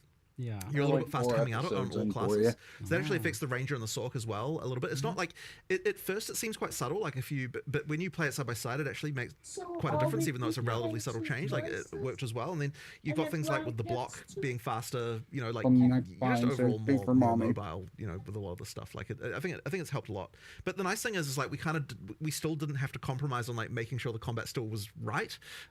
So that's obviously been like a big worry, especially because there's so many other buffs and things to other character classes. Like there is definitely a concern that we've like overcooked, gone too far, like things are like things are going to be too easy, and I'm a bit worried about it, but I think it should be okay. We just have to you mentioned like the way you've designed this, not meaning you didn't have to compromise on like combat and that, and that was a big hesitance for you. Like you really wanted combat to be not optional in the past. You were talking about before and things like that. So why does it feel like the way you designed this lets you not compromise on that vision? Because ultimately the actual combat itself still works after trying it. Like, and generally speaking, like even though I may not necessarily agree with something, I'm still willing to try these things. So we tried it. It works. That's really what it comes down to, right? So that as long as that's the case, then then I'm cool with it. I just want to make sure that we don't end up in a situation where we're just it's all just like. Even during the campaign, it's just one button, don't have to worry about anything, like there's no challenge anywhere, like that kind of stuff, because I just find that boring. I just don't enjoy it at all. Like I feel like you need to have some level of like actually having to think once in a while, during a boss fight or something like that. So there just has to be a little bit of that left over. Sometimes it can be the situation where this was a good compromise, like 100%. It again, he spoke about how long it took for this programmer to work through it, let alone there's heaps of iterations with these kind of things, trying to keep things feel grounded, kinetic, realistic, that kind of stuff. So you're not just like, and animation wise as well, there's a whole bunch. So, when you're taking a chance on a thing like that and, it feels like a compromise and you're uneasy about it, I'm glad we did pull the trigger on this one and give it a go, because sometimes it is like knowing how much resources this is going to take. If this fails, it's a massive waste. Because there was another one that was like hugely contentious, which was removing the limit of one per support gem. Was something that took a bit of convincing to even get people to want to try out. Like that was definitely a worry. Like the concern there is just that, isn't it just going to be that everyone's running the 5 same supports on every single thing? But I was kind of like the amount of, I think what we're losing over this is much worse than what we were gaining. It's something really important, and so I actually now that we've done that, I wouldn't have it any other way. I think it's really, really good change, and that one is, in my opinion, the most important change we're making in 030. I mean, obviously you got a bunch of content, but like in terms of like what single thing is going to affect gameplay the most, like in terms of character builds and like build variety, that change is a huge one. So I'm really looking forward to seeing what people can do. I was skeptical when you showed me this change, because I was definitely in the camp of defending the decision of the one support limit for the logic of it making you think about how you build each skill differently, not just building every skill for damage, but rather like, okay, which of these damage dealing skills am I going to make more utility or do something else instead? But playing around with it feels like it kind of just lets you use it on 2 skills, like something like Fist of War. And that's just a really big improvement. Like that's a lot more fun having 2 Fist of War skills than one. But like the skill design is nuanced enough and the supports themselves are nuanced enough that you do still seem like you end up with a lot of variety. It definitely works. Like it's funny because in the end, it feels like the concern that we had was more theoretical than it actually was real, and that's why it's really important to actually try these things. Like, and I would say that if the supports and skills were designed like how PoE 1 was, then you totally would have ended up in exactly the place that we were worried about. Right, yeah. But because there's a lot more going on with the way the skills, or just like there's a lot more thought being put into like the exact ways that skills interact in PoE 2, you kind of end up being fine, and it just ends up being better. So yeah, like I'm really glad we tried that one because it's super important. Yeah, and it seems like the supports take over the role of this one a bit more. They do. So basically, right at the end, you've got the thing where you can only have one of each lineage support per character, but that's kind of like none of those are like okay. So you know. Something like multiple projectiles or martial tempo, like these things are super important to kind of make skills even viable at endgame, whereas the lineage supports don't have that same thing. So we effectively get to keep a little bit of that like interesting decision stuff, but only right at the end when you're kind of at the top end and you're thinking about like hyper optimizing specific stuff or like with interesting mechanics. So we still get to retain a little bit of that there. It's definitely a huge buff though, like this change. Like I've been playing Warrior and I almost feel like saying the new Warrior because it's not any one specific thing. Like the support gen change, the sprinting change, the faster while blocking, being able to block everything. It was way more impactful than I expected. Weapon swap, instant weapon swap is huge. It's the sum of all these small individual things, and honestly, it was quite hard to design the live stream what we were showing for this reason because it's like it kind of ended up being just like a huge scatter shot of like all sorts of things, and it's sort of hard to appreciate the sum of it all, like adding up to a much better experience. But I mean, obviously, there's like really big things like you've got the infusion stuff on the Sork, which is like like radically, visibly, obviously changing the class, but it's like when I'm making a case for like why is the warrior better, it's kind of like you got a few new skills, you got like a few different mechanics, but like together it just kind of comes into something that's like way better than it was. Yeah, I've spent such a bully trying to put my finger on what it is exactly that is making that, because you were asking me like whether I'm worried that the warrior is a bit too strong. And I'm like, I'm definitely a lot stronger, but I'm trying to figure out what it is exactly, and it's like a bit that, a bit this. Everything. Everything. Definitely feels like way more fluid, faster, smoother, chunkier all at the same time, because I've got more Fist of War skills going off. We like the instant weapon swap thing is huge as well. Like that seems like a pretty minor change. You're such a bully, Oliver. All of a sudden, you're not thinking about like there's no reason to not. Right. There's no reason removing all the reasons why people wouldn't use combos is exactly the focus that we had for a lot of the stuff, right? It's like, what is preventing someone doing a combo here? What can we do to fix it? So you've got like the shock change where that's longer. You've got like the change to chill and that kind of stuff. And there was a whole thing with, we never even talked about Ignite because there kind of wasn't room for it, but Ignite has got a whole different thing where that it does now, where there's like every time you fail to ignite, it builds up flammability. That means your next ignite is more likely. So there's like that. There's like a bunch of changes just all through like the places, just these little things that tweak stuff. And one of the ones I know is actually really big is the corner. The thing with the curse and the what do you call them? The thing that lowers resistances. What the hell? Exposure. Yeah. So exposures, right? Like it seems so tiny. Like, let's make it so that you don't have individual exposures for different elements. But it's like it actually changes the gameplay so significantly, because the moment that there's something that's going to add like 30% more damage in the case that it was before, that you don't have access to if you're going to use cross element, you're never going to use cross element, right? You're never going to do it. So it's like really important to just remove every single barrier that's getting there, because we merged we merged cast on shock ignite and freeze into single. We did. So there's no more cast on shock anymore. It's cast on ailment for that reason as well, right? Exactly, right. So literally we're like, let's find every single reason that's going to stop you from wanting to be able to use multi-element builds and actually try to improve that, right? And guess what? You can still just play one element if you want. Yeah, you can, of course, right? but yet now if you're doing multi-element, there's just no reason anymore not to. I was I gotta go see what the pinnacle was in because it feels for the first time it actually is like an elementalist. Like there is mixing of the elements. It's cool because that's a fundamental game. You're cutting out. You're too far away from whatever. It makes sense to focus in on one very specific thing. Right. You were going roboto. You were too far away. It seems like gone a long way towards solving that issue. Well, I hope so, because we really tried to fix every single case we could see. Now, there might be still some more, like you'll find there's some random mechanic that only works on one thing, and then people pick that, and we're like, okay, we have to find and make sure that there's something that's going to attract you to every element and play it. I have Gig down, but you got to think I have upgrades to the individual ailments also really helps, because it's giving you another reason. Like, it isn't just that you've removed the things that were preventing you from...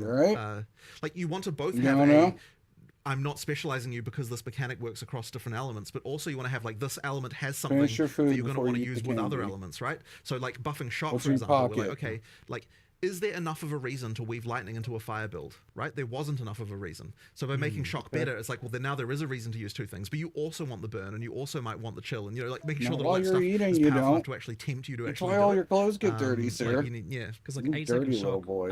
and you even mentioned bigger magnitude shocks. Yeah, and destroy the everything.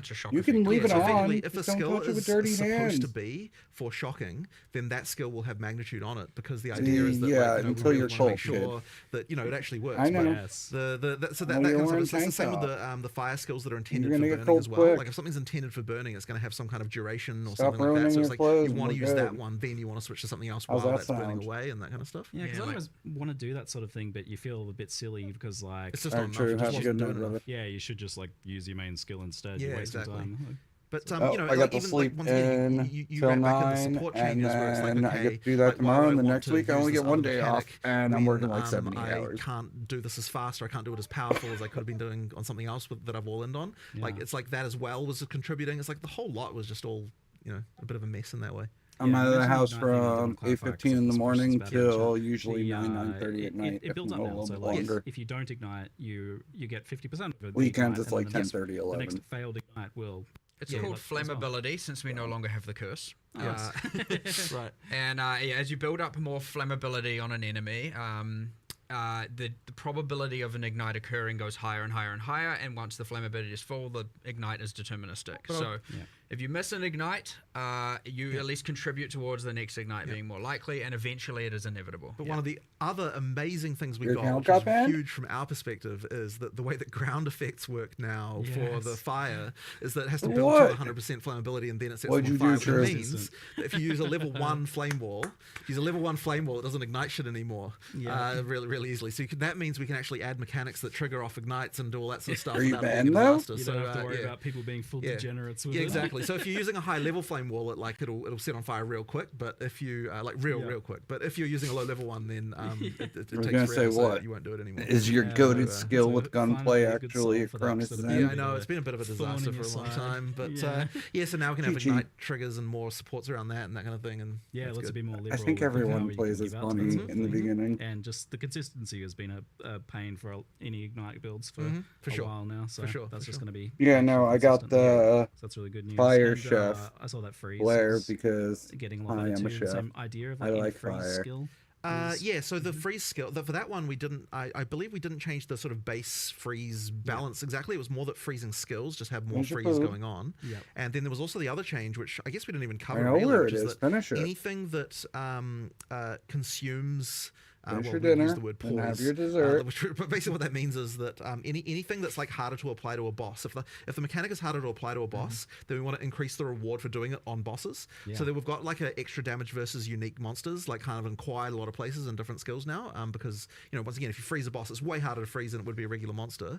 We want to make sure that the payoff for that, for utilizing it, is now much more chunky. And this was substantial enough that you could actually see it in the footage. Like True. you saw the boss getting chunked Right. from those shots in the footage compared to like the regular attacks. But there were other ones as well, right? Like, so with the armor break, for example, it's like you weren't really incentivized to consume armor break on bosses. So the way we solved that particular one was like, okay, if you're an armor break consumer, rather than consuming the armor break, we're going to upgrade the armor break to a new state, like a new higher, like a level buff that's going to do something different. So yeah, like in the case you're like, in the case of Sunday, you're like upgrading from plus 20% to plus 40%, but then it also refreshes the duration, and then so effectively you're more incentivized to do this, and then because it actually extends it now.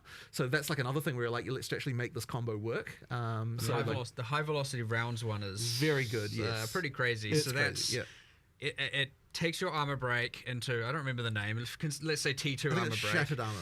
But I it's think then for the next however long the duration is, 5% of the, I think of it like a kind of infinite impale. yeah. 5% of the damage dealt by the high velocity rounds is dealt on every single hit for the rest of the duration. And that means every single pellet of a shotgun is doing a percentage and of the high fragmentation rounds rounds is 10 hits. Yeah. And then the consumed days juicy. on Monk is the exact same thing. So if you do the vaulting days, vaulting impact, And then you have, if you have staggering palm up and a temper spell and you do whirling assault, you're doing all the whirling assault hits, all the projectile hits from staggering palm, all the temper spell hits, each of which are doing a percentage of the vaulting impacts thing on hit, and you just melt things. So juicy. I saw Days as like instant application too. Yes. Well, that one was kind of worthless before, so we're like, let's just make it actually work.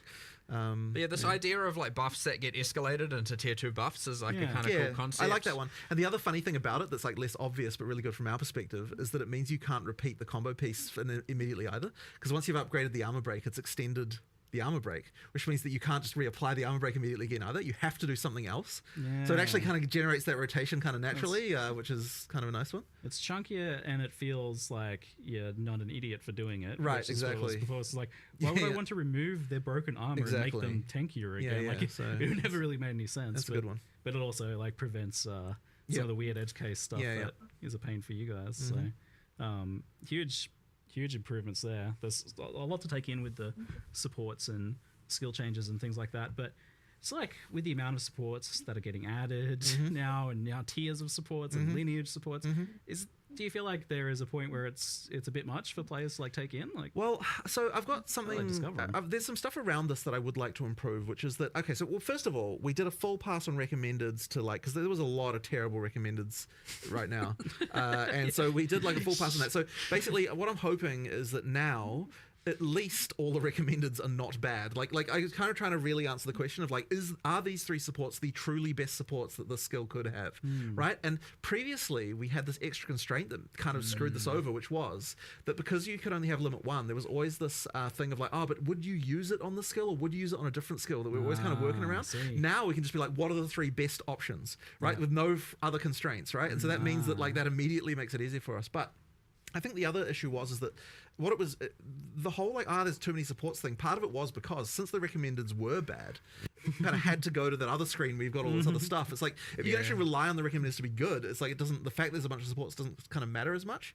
I remember we had a ranger with the 10 skills, 50 supports, and it was 2 out of 50 were recommended, I think, for the skills they're on. I'm like, yeah, it's a bad sign, right? And so if that's a bad sign, if your in-game ranger is that, it means that if the player who's following the guide that we have given them is not only not being rewarded, they're being punished because we're making them make wrong decisions. Yeah. So I'm sure there'll still be a few that are incorrect on there, but like hopefully it should be way better. And the other thing as well as I'd really like to do is I think that we might want to get into starting to recommend more stuff, or maybe even like recommending stuff based on the previous stuff that you've already done. Crazy. Which might be just get a bit complicated, but I'm kind of like, I feel like we maybe should start thinking about that. That sounds like a nightmare to code. Maybe, but then it's kind of like, or maybe like if you've got this other skill on your build, then this becomes an option, or there's something like that we might have to do, because I think there's more we can do there. But whatever. For now, it's just at least we're like, here's the 3 best shit. But also the names. I know. The names are so much better now. Yes, right. So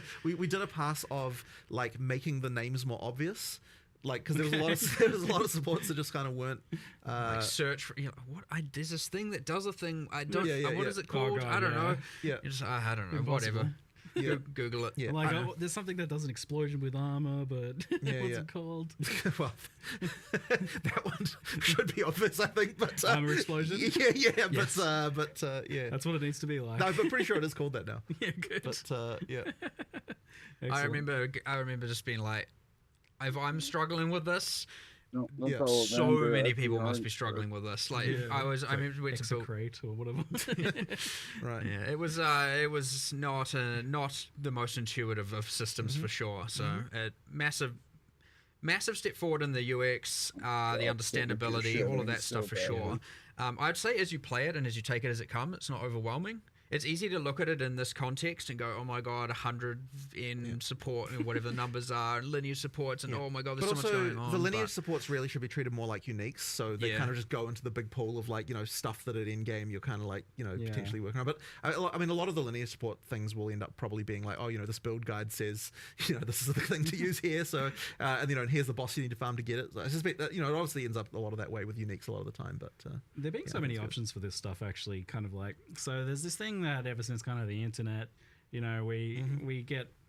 spoiled, right? We're inherently spoiled for everything. We have the build guides and all that. And there's a lot of fun to that as well. But we obviously lost some of that kind of mystery of your own self-discovery. But I feel like you're almost forcing us back to that age a bit because there's just too much for guide creators to really cover. I don't know about that. Like, people will still converge on things. But even if a guide creator like creates a build, even if it's like quite well optimized, there's usually like a few other options that are ideally, almost as I mean, optimized. that's part of the fun, right? Like, over time people come up with more stuff, and ideally, since we're shaking the meta up each league as well, like, there's still new stuff to find. I mean, that's, like, I think that Path of Exile is actually a game that still has that because of the fact that there's enough stuff and there's enough meta changes to actually cause it to be that there's still cool stuff to find that no one's discovered yet. Which is, there's not many games like that really that still I don't really think I get that as much from Piri 1 anymore, but Piri 2 is getting that. I guess so. But that really just comes down to the amount of meta shake-up that happens, Yeah, I guess so. Yeah, for sure. So with the sheer amount of like supports and things, have you taken a look at how we obtain like sockets and get a 6-link and how hard it is to do that and how many we get? So there have been some adjustments. Actually, this is probably a good time to cover a topic that like was probably not obvious in the live stream, which is that we now have a system that allows us to effectively. I don't have a good like way to phrase this really, but it's like, so I'll take the transmutes as an example, right? Okay. So in the live stream, we're like, it's dropping too many transmutes. We want to instead drop these more powerful ones. The way that actually works is that as you get higher level, it specifically takes like some of the juice, if you will, of the transmutes that would have dropped, official term, and then instead drops higher level ones but less often. So the kind of the idea is that it's like, we're getting rid of the crap you don't want and kind of like making higher, like better stuff that you just get less. So good. And we're actually we've actually changed over some of the ways that, for example, the way that uncuts now drop as you get into the end game as well works that way. So it's like it effectively turns. You're getting less uncuts, but you're getting more of the but they're turning instead into higher level ones, and like that kind of stuff. So like that'll change the game a little bit. Now I don't know if we're going to have that exactly perfectly right in the very first version, but effectively that should mean that you the way it makes that feel is kind of better in terms of getting those upgrades. So I'm pretty sure that I'm not 100% sure of this, but I'm pretty sure that the jewelers have also been changed to use that system instead. For the very top one, I think. You did the change. I wouldn't know. I think that one's been changed. But there's effectively like so what you get there is we're still trying to make it so that you get enough of the low level currency that you can still do map crafting, because obviously you don't want to burn the higher level ones on that. But what it does mean is that you won't need to do as many crafts. Like just the bulk of the number of crafts you have to do to get decent stuff will be better, and you won't just get as much just the crap that you don't need. Now, I will say that the perfect exalts are not common. They are quite rare, and there's also the drop rates are to an extent that's much larger than previous stuff because of the way that works are much more controlled by the level. So at the difference between the eye level 78, 79, 80 is quite large in terms of the percentage that gets converted. So there's a little bit more going on there, and then eye level 81 and 82, like from rares and uniques. Yeah. That is even more. So like you kind of there's a little bit more of that going on with that to make it you can cube them down, right, as you well. You can so down like, cube. You can't up cube. You can down cube. If you're SS, So that's probably not a word we should be using. But you can split them apart. Like if you're an SSF and you're not getting enough of the basic stuff to roll waystones, and you happen to be getting some of the higher tier ones, and you don't need them for your gear, downgrade them so that you can. And split them into 3 so that you can apply them to your maps, like that's the interesting. Criminal to split a perfect exalt. Well, no, you wouldn't do that, obviously. It's more about the greater one going into the other ones. Yeah, nice. Yeah. So kind of on the topic of like the sockets and gems and things like that, what's your kind of like expectation for like when a player would have like one 6-link or even multiple or all 6 links? Is that a thing that you think players have now, especially with the support gem change? I don't know that we've necessarily changed that for 6 links too much. For the lower ones, like for the 5, we did add a few more like specific drops around during the campaign, and like a few more things like that to kind of just make sure we really wanted to make sure that there's a bit less randomness for that part. For the 6 though, it's still kind of like supposed to be the peak, like top end stuff. So it's really the 5 that we want to kind of make a little bit better as far as like we significantly changed the drop rates of these as well in 0.2.1. That is a good point, actually. Yes. Like, so if you haven't played since then, it's a bit which was a decent time into O2, the O2X, series, and the drop rates of these did significantly go up. Yeah. Because it is worth mentioning, of course, if you didn't play post 021, then you've probably got a very different experience from what the drops are now compared to what they were before then. Like, we made a pretty big difference there. Yeah, the changes that you did over the first few weeks and stuff. Yeah. So just worth mentioning, that's still a thing, right? Like, we still have those changes too. So if you stop playing after like a week or something, Oh yeah, they did. like, you know, the item drop stuff changed quite a bit. I forgot you were playing that. And is it kind of the same thing for like level 20 gems and stuff like that? That's something that's I'm not meant exactly to be kind of like a chase long term. It is supposed to be chase, right? Like getting those higher stuff. But Well, one thing you shouldn't get anymore is the just like spam of crap. You know, if the mommy fuzz, was the home, uncuts, she would and not stuff. be letting me right now. During that O2X, when we were looking at item drops and everything, I looked into the gems, and Well, yeah, found it was them, I okay. can. So obviously we added that Venter's gamble box, and that was dropping them. And I was like, why does it feel like 90% are coming from that? And we It's looked so into it, and then it was like, oh, these are like only dropping from the way the levels had been set up. It was assuming that the tier 16 maps were 83. Like in PoE 1, the highest tier of maps. That's why they weren't dropping level 20 and gems. so the drop levels of level 20 gems were like dropping from only the corrupted +1 level areas and all of that, and only from super restricted. and so I was like, oh my god, this was just a straight up error. Early So access, okay, it's we went back and we were like, I'm just in a -3 levels from everything there. But that was a Kira? 0-2x change, to be clear. That's that was already Key. fixed. Nice. Yeah. That was a That bit of a is disaster. Setsuna.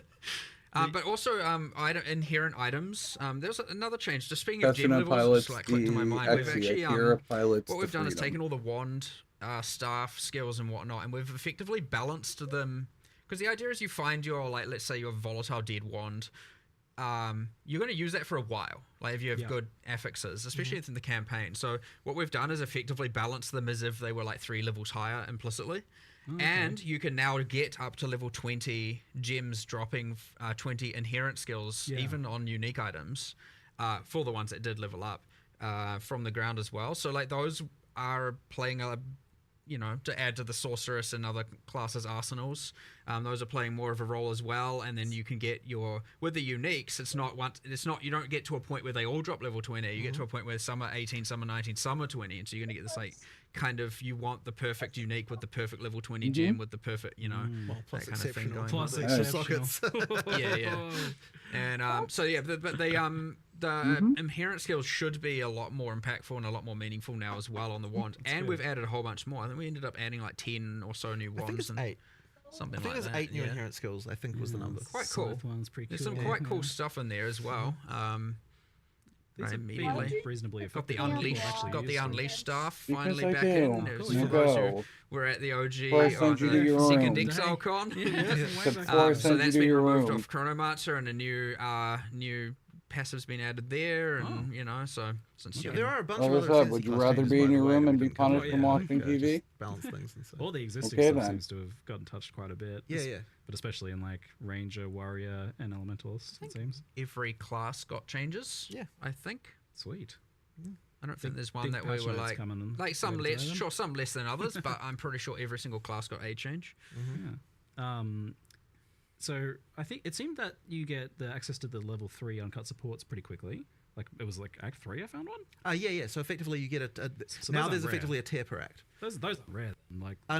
yeah, like so because that's what I was thinking. I was like, oh, these tier 3 ones. Yeah, but bear in have, mind like, we've sort of different rearranged effects everything, right? Because what we've got is things that level up. So effectively in tier 2, you're often getting things that are level ups from tier 1, and so then we can push a couple of those up to tier 3. But then in tier 3, there's some of them as well. So you it's sort of spread out a little bit more evenly, and the extra levels kind of mean there's more interesting upgrades. And one of the other things I just wanted to mention is there was this kind of and part of the issue with the supports before is that there was kind of this decision fatigue you had a little bit with them as well, where it's like you didn't want to remove something to add a new thing. Like you'd more likely want to just all in on the thing you already picked. So having some level ups like that kind of actually just eases that a little bit, where it's like there's a really obvious upgrade sometimes if I just pick this, and sometimes it's just nice to have that. Gives you a little break. Yeah. I really like the new tier per act. I actually really value the fact that no matter what, when you get to that new act, obviously the interlude is kind of considered one and a bit act, so it's not you're not getting 3 tiers of supports there. But I really like that no matter what, obviously you get to the new act, you start seeing all the new base types, and now you have this new tier of supports, and so every time you get to an act, you're getting just like straight up like, all right, let me just get a bunch of power upgrades straight away. Yeah, it seemed like there was a much better breakdown in the progression now, in terms of both skills and... well, like every second act you get new rune tiers. Every second act you'll get new every as well, can't remember how that's split. I feel like that's 1, 2, 3, 4 and interlude, and then end game for essences. So like there's a lot of like you get to act 4 and you get a new tier, you get a whole bunch of new base types, you get a new tier of essences appearing, and so on and so forth. It's like just feels really good getting to a new act and getting all the power from it. We'll talk more on specific archetypes then, but first, so like on the skill topic, thing that comes up often from Chad and earlier questions I've gotten is like about the overimportance of plus levels across the board for a lot of things, and also the impacts of mana costs on that. Like you guys did a pretty big different universe. Recently, but how do you feel about where completely mana costs are at and plus levels We have lowered the exponentiality of I'm pretty sure Double O is Cosmic Era. Especially level 20 plus is going the down a universe. lot. Like an absolute I'll tell you in a huge amount second. reduction. Hold We're trying to keep the campaign relatively intact. on. There's another. You were talking on, about the sir. importance of plus levels. Like one of the reasons for this is that a lot of in-game builds, especially, ended up using something that was using flat damage and thus scaled strictly from gem levels and not from your weapon's damage itself. And as a result, what a lot of people were using was, what's this magic weapon with just plus whatever the number is, 7 Gundam or something. Seed We've is actually Cosmic changed Era. quite a lot more things to be And weapons-based scaling. then Gundam Double O around the place. Also not the is... sword, What's but- kind of like an example about that? Like, what sort of I things mean, would be like, changed? I mean, everything Yeah. that was flat damage, all those unarmed skills, all the obviously different. Right, yeah. With Hollow Palm gives you damage a different way. Yep. But with Shockwave Totem, all of the stuff, we're just generally going like, no, we just want weapons to matter. And Actually, this whole just Gundam using a 00 single takes affixed weapon in at the end plays is- technically in our it's not universe gonna 300 fly. years in the future. Now that being said, plus gem level 2307 still to be pretty important, precise. and especially in the case of casters. But yeah, the mana costs just got kind of out of control. Manageable in some cases with some builds. With So others, you know how nah, not at all. So We yeah, that's come are down in like a lot. I don't have 2025 the exact AD. numbers.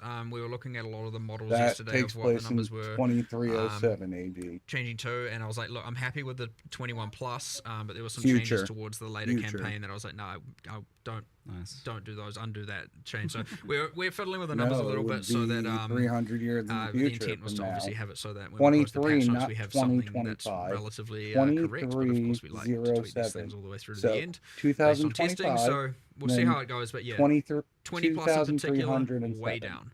Cool. Great. It got out of control, like actually out of control. But I know It's that 270 some odd years off, or 60 some odd years where off. do you kind of But want mana to future, be on a sir. build by build basis? Very much Like, the future. what's the expected kind of like player solve? Or Well, and as you Mega can see Launcher from something like Gundam. the new keystone we added for Leech applying to Elemental, like ideally, especially right side of tree, you can spec into some Leech. You got your Monk, you got your Ranger kind of thing. Ideally, being able to just solve your mana problem with Leech almost entirely. nice. You have obviously attackers in general are meant to have cheaper costs and do have cheaper costs. It is something an int character is supposed to have to deal with, to at least some degree, and I'd say that is relatively the case most of the time, especially when you start to get gem levels. It's just part of that puzzle for Miles those wants to be characters, let out. and that is intended. Now, it was to extreme, obviously. So that's come down, but it is still, you can't just get away with not investing into it at all. I generally, when I try and play on live, try and play the thing people will play in the least. So that I have Where's I'm Chi-Chi? most equipped to be able to deal with the rebalance of it. So I just played a sorceress for the Give me last the league. Cheech. I actually enjoyed the solving the mana thing, but yes, then once you have your plus, Be gentle with I her. can't remember all the values, 6 on your wand and 3 on your amulet and all of that stuff, you're just like, oh my, this is insane. And then certain skills just become completely non-viable, and all of a sudden the triggers are just like, goodbye all your mana. And then you have all that. And I was like, You I had wake mana her on up. every single slot, mana regen on every single slot. I had probably a third of my tree in mana, and like my damage wasn't a problem. But I was like, okay, this is just going too far.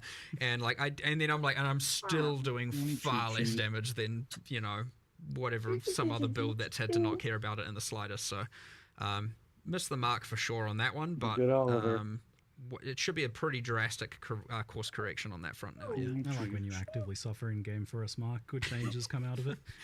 Well, the trade suffering got to a point where it's like, nah, this needs to stop. It got so much worse last league for me. I was like, seriously, just like I'm so done with the AFK. Just They could see your please hand can when you more were of you be at your touching. computer. And then it's like, well, we have this plan, we have the system. Let's just bloody get it done, so that we don't have to deal with this ever again.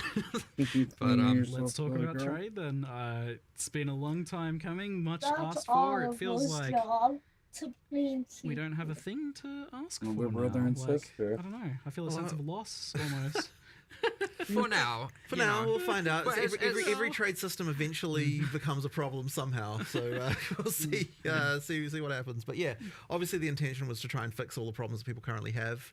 This has been Sit down with them. a big thorn in our side for a long time as far as like issues are concerned. So I'm glad we've finally got something that we're kind of happy with.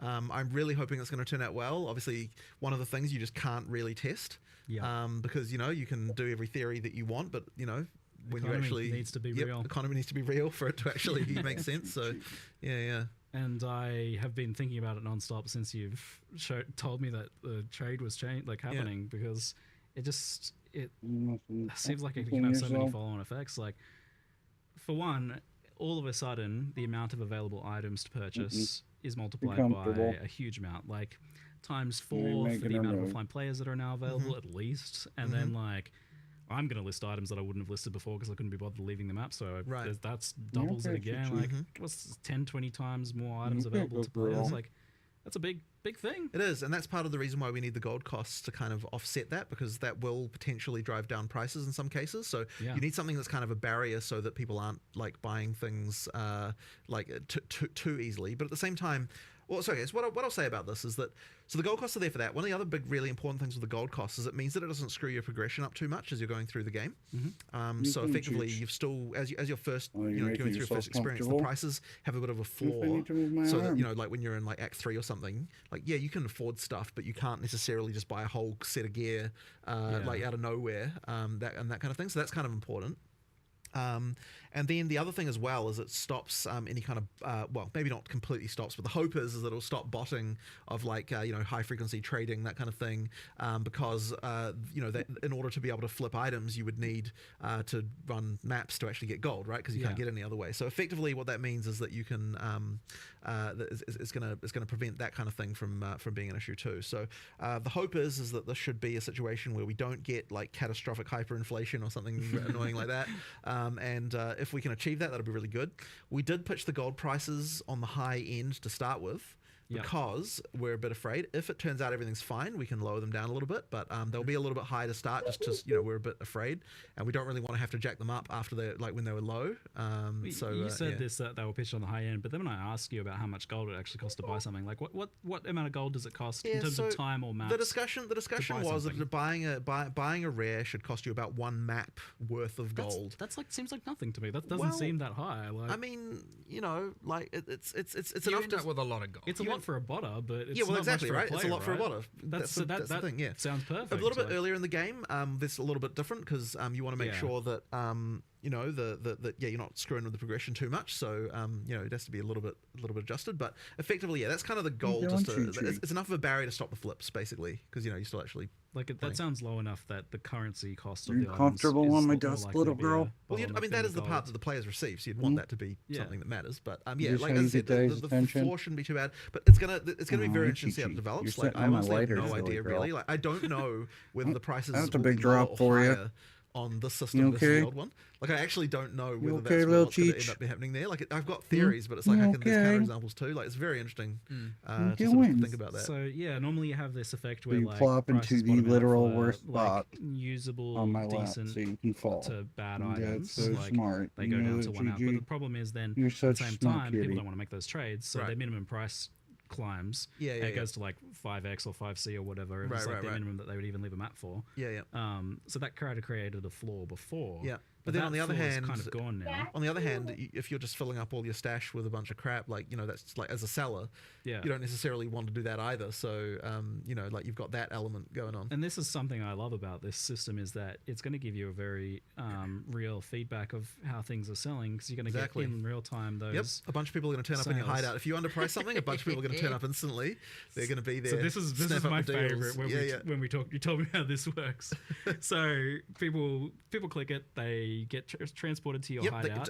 at the location of the NPC with the box open with the item highlighted. Yep. So you can't like troll people by like putting the NPC somewhere far away from the entrance or something like that, which should be otherwise an issue. But like you get like really popular items and you got an active shop. You can have like 20 people in your hideout. Yeah, you can. So we actually so popular. So we actually had to do a thing where effectively there's only 24 slots for people who aren't your friends or party members. So effectively, So that means that slots. there are some extra slots that are dedicated so that you can't someone can't stop you from being able to map or something just because you had a popular item that people are looking at. So yeah, we pre-thought of that one at least. Like, I am sure that there will be other random trolls that people will discover as a way to do this, and we'll have to iron them out. But okay, but one we did think of immediately, of course, because it was really obvious, is like once you've set a price on an item, put it in your stash, there is a cooldown on being able to take it out again, just to give people a chance you can't be sitting there going, oh my god, too many people are joining. Yeah, Remove then the remove item. it again, right? It has to be put in. Nah, And I think it's even got a thing where it refreshes the cooldown when someone joins. So that's the kind of thing you need to be thinking about. So once again, I'm sure there'll be exploits or like stupid shit around this that people work out. But you know, we at least thought of the really obvious ones. Sure, It's I'll going to be be a back in really a like minute. physical, tangible way to like learn the price of things. Like, because you can put a bunch of stuff there, no one's coming to your hideout. Yeah. If there's a lot of people standing in your hideout, you know you're probably doing things right. Right, you know? right. But yes, no change of none of that And the bait and repricing. switch, the bait and switch will repricing, be, yes. is gone, right? Because like when you put the item in and you price it, you are committing to that price, Never- right? Like you must sell, Yes. you must sell for that. Someone's going to buy that thing, right? Never again am I going to message someone and be like, I want to buy it, and then they raise it by 5c. And Right. I still want to buy it. But yes, 5c again. On the other Still hand, want to buy it. on the other hand, you have to actually be careful, right? Like you could accidentally sell something for real cheap, and nothing's. There's no. It's a great way to I learn. know it is, right? It is. It's a good way to learn. Yeah, yeah. It's cool. So it's almost like a big fear for doing this, apart from the item acquisition part, which is like the economic side of things, was the losing the player interaction side Right. of things. That was often mentioned, memed about a little bit. But funnily enough, this is actually increasing it more than messaging people. Yes. Because they're coming to your hideout, like there's going to be that And kind they of get like to presence of they get to people. check out your kind of like garage sale that you got going on. Yes, I love that. So So also like, like put your display cases there. Yeah, exactly, And put your right. cool hideout decors and yeah, you like know. so.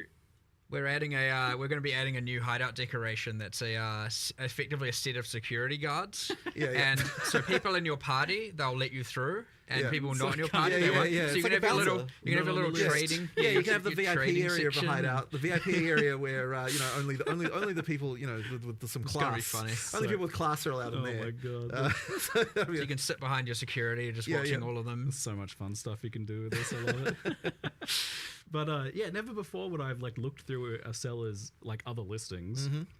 But now, like, yeah, a lot of time I'm just gonna go there and buy the highlighted item. But Well, I'm gonna be if they were curious, silly what's enough to that? sell it for that cheap, what about their What other are items? their But other also, items, but even stuff like buy the like 5 things. even stuff like you can see the tab names on the other people, right? I'm pretty sure you can. Yeah, I'm pretty sure tab, it says, yeah. So you're like getting the nice Oh, no. organization and like colors scheming and everything, right? So that people can, you know, people's ASCII art. yeah. So that'll be a nice one too. No, I can't wait to look at all the phallus tabs and Oh, find out. jeez. Okay, what no, items I think because I think we have to add a reporting system for it, unfortunately. So, probably should. yeah. I was just excited to log in, just to have that. You wake up in the morning, you're like, What have I got? What did I get? Before work, go run to your Yeah, computer, what just currency quickly did I log in, get while I and, was then you asleep? get nothing, and you're like, oh. Yeah. The idea of even just like popping into your friends lists like hideouts set it are up. doing it too, like just browsing what cool items they got. Yeah. It's like far more like physically a thing that you can do now. It's like, it's really exciting. But yeah, there's so much unknown variables there. Like, what is this going to do to the economy and the item acquisition process? Well, like, thankfully, you can't go back now. Thankfully though, we are still in the early access economy, right? So even though all the stuff will be kept, it will be separated from the eventual economy we get at full release. And also, thankfully, we get to test it on PoE 2 before we look at putting it into PoE 1. So we get a chance to. Someone's phone calling me. That's not good. Before we get a chance to. Before we have to commit to that for PoE 1, and so we can get the balance right, we can get all the details right. But I am almost certain that it'll have to go into PoE 1. Like, there's no way people won't. Oh, that's good to hear. It'll have to go. But No, at least we'll get a chance to kind of assess the how the economy shakes out and kind of make some adjustments if we need to, before we have to worry about that. Looks like there's some extra chat questions about this. So one is a concern about bots sniping instantly with the system. I mean, that's the point, right? Is like, ultimately that. Well, I wouldn't say it's the point, but ultimately, yes, it's a thing. But then it already is kind of a thing. Like, there's already stuff that honestly goes on with there. That really changes too much, I guess. Yeah. Because we were talking last night, I think, a fair bit about arbitrage and right how this kind of stuff plays out. The gold is a bit of a deterrent. The gold is the deterrent, right? It'll stop the bots ideally. To some degree, for sure. Right. Yeah, you can only snipe so many items, but you got to put the actual hours in to be able to do that. And often those sorts of bots kind of profit off low margin trades, and low margin trades delete your gold. So Right. Yeah, Exactly. And so less incentive to flip. Another interesting note that came up in our earlier discussions about this, it sounded like you didn't really need to make gold costs really high for rare items, because I was like, oh, well, tier 1 uniques cost 1 billion gold. I was like, apparently not. No, not really, because by the time you get to the high, the top end of things, then that stuff is already the most expensive stuff. You don't really need to have the inflation that kind of the descent of prices that you get that'll happen up there. So you kind of in the end the prices for uniques they don't have to be that extreme. Yeah. But what the thing to note though is that the prices are a multiplier per level of what the shop prices are. So we do actually have shop prices for all the uniques now. So if you sell uniques to the vendor, you'll actually get more gold now than you did before. Just as a side note, there's going to be some kind of exploration of which golds are like not worth trading but worth a lot of gold. A bit like the dust in PoE 1, I imagine. Maybe. Yeah, it's also worth noting that the this tab only sells stuff not in the currency exchange. Yes. Right. So you can't sell a chaos orb in there. Would just be awkward. Yeah. To do, I yeah. think, Exactly. Currency exchanges for fungible, stackables, stuff that isn't modular, and then the rest goes in here. So it should be that every single other tradable item is in here. Yep. So we had the kind of discussion in the past about like whether maps would get somehow made to work with the previous system, but now obviously that can just be done through this, right? Like those sorts of items that are a little bit variable but might otherwise be considered a kind of currency can go there. Yep. So if this goes well, do you plan to remove like old systems of trade or anything like that? I don't think we can, because fundamentally, we have sold premium stash tabs. They had the functionality they had. Removing the old system, that would be bad. People bought stuff. We can't delete what they paid for. And did you mention in the reveal that you can convert them over? Yeah, we did. So you can convert your existing tabs. If you bought them for the purposes of this, then converting them over is obviously the right thing to do. That's a thing we wanted to make sure. A lot of those long-term PoE 1 players have a seemingly infinite amount of premium tabs, largely for this reason, right? So it certainly wouldn't be right to all of a sudden be like, no, you don't get to use any of that anymore. You can fully just convert them. And that is why it's also just as important to work in PoE 1, because your micros are shared, right? You're not gonna, so there will be a little bit of a time there where if you convert them, of course, the PoE 1 doesn't have this tab type, so they won't show up, which is a bit annoying. But once it gets added to PoE 1, then they'll work. Ah, yeah, right. Yeah. We'll try to make sure that doesn't take too long. Yeah. There's the question of, will functionality of the trade site be in-game in some capacity? So that's something that we really want, and we even had a prototype of this. I saw it. Yeah. So it's a thing that we are working on, but unfortunately didn't quite make it for 030. There's some stuff we want to do. I am personally still a believer in that the website's going to be a better experience, because the typing, web is just web stuff is sort of designed for this kind of thing. Yeah. And ultimately, when you click the button on the website, your character in game still moves. So if that's a thing. But on the other hand, for discoverability for new players and that kind of stuff, it is good to have huge something for in console. And here's the thing. I reckon for console, it's still better to use the website, because you can use your phone and you can search for stuff on your phone. I suspect a console controller, typing text with a console controller is just fundamentally crap. right? So like like Sure. typing with a But phone is just easier. often you don't have to type anything in text in these It's searches, true, though, it's true. But look, we are going to do it. It's just that like it isn't quite there's done. a bit of each to their own as well. Sure. A lot of people are very excited about the idea of an in-game one, and It is a feature that we it's in will do. progress. It is a feature we will do. We just haven't. it's in progress and it's close. Yeah. It seems wild to me that I can like push a button on my phone and my character goes to someone else's hideout. Yeah, well, the magic of the internet, I guess. I'm getting old, I guess. Yeah. You mentioned that like there's more things on the horizon that you would potentially like want to do with this as well, like in-game features of things. I mean, like obviously the first question people will have about once you've got in-game trade searching, when's Awaken Trade coming, that kind of thing. I mean, look, maybe one day, like it certainly opens the door to it. Like, I wouldn't want to say that it's not going to happen. Like there's stuff that we could do there, but like there's a lot of UI issues to sort out. There's quite a lot going on with that. Like it's kind of one of those things that I'd look at a bit later. But yes, obviously something people want. It's all under consideration though, which is for sure very cool and very quite a pleasant surprise.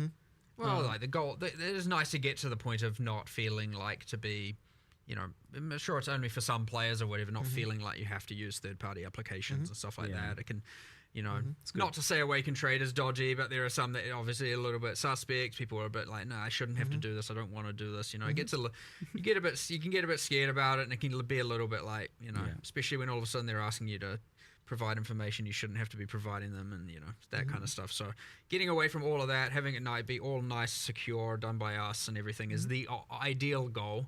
But one step at a time. This is a big step, but we'll see what's next after we test this out. Let an economy test it for us, get it to PoE 1, all that kind of stuff, and then we'll take it. As I said, every trade system reveals its problems. Maybe that's just the next problem. So see.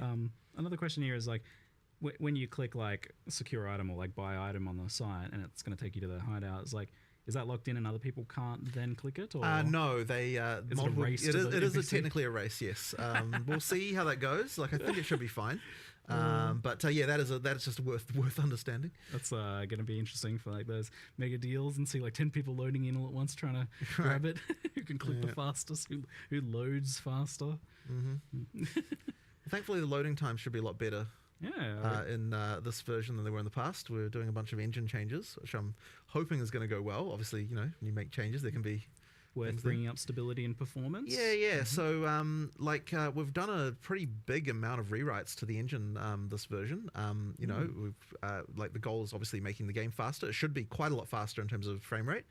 There's still some kind of one of the load times is definitely a lot faster. There's still some concerns around shader pop-in type issues, which we're kind of working on at the moment. But ultimately, it should be better, and we've also unlocked a lot more optimization opportunities for the future. So things should be better in this regard, I am hoping, especially for consoles, where we've seen a pretty good performance uplift.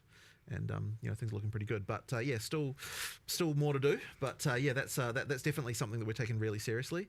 And one of the other things that I'm really hoping we don't run into is another stupid operating system bug like we've been having with the damn freezers, right? Like we've made changes that I think will work around those, but fundamentally the Windows 11 scheduler is completely broken.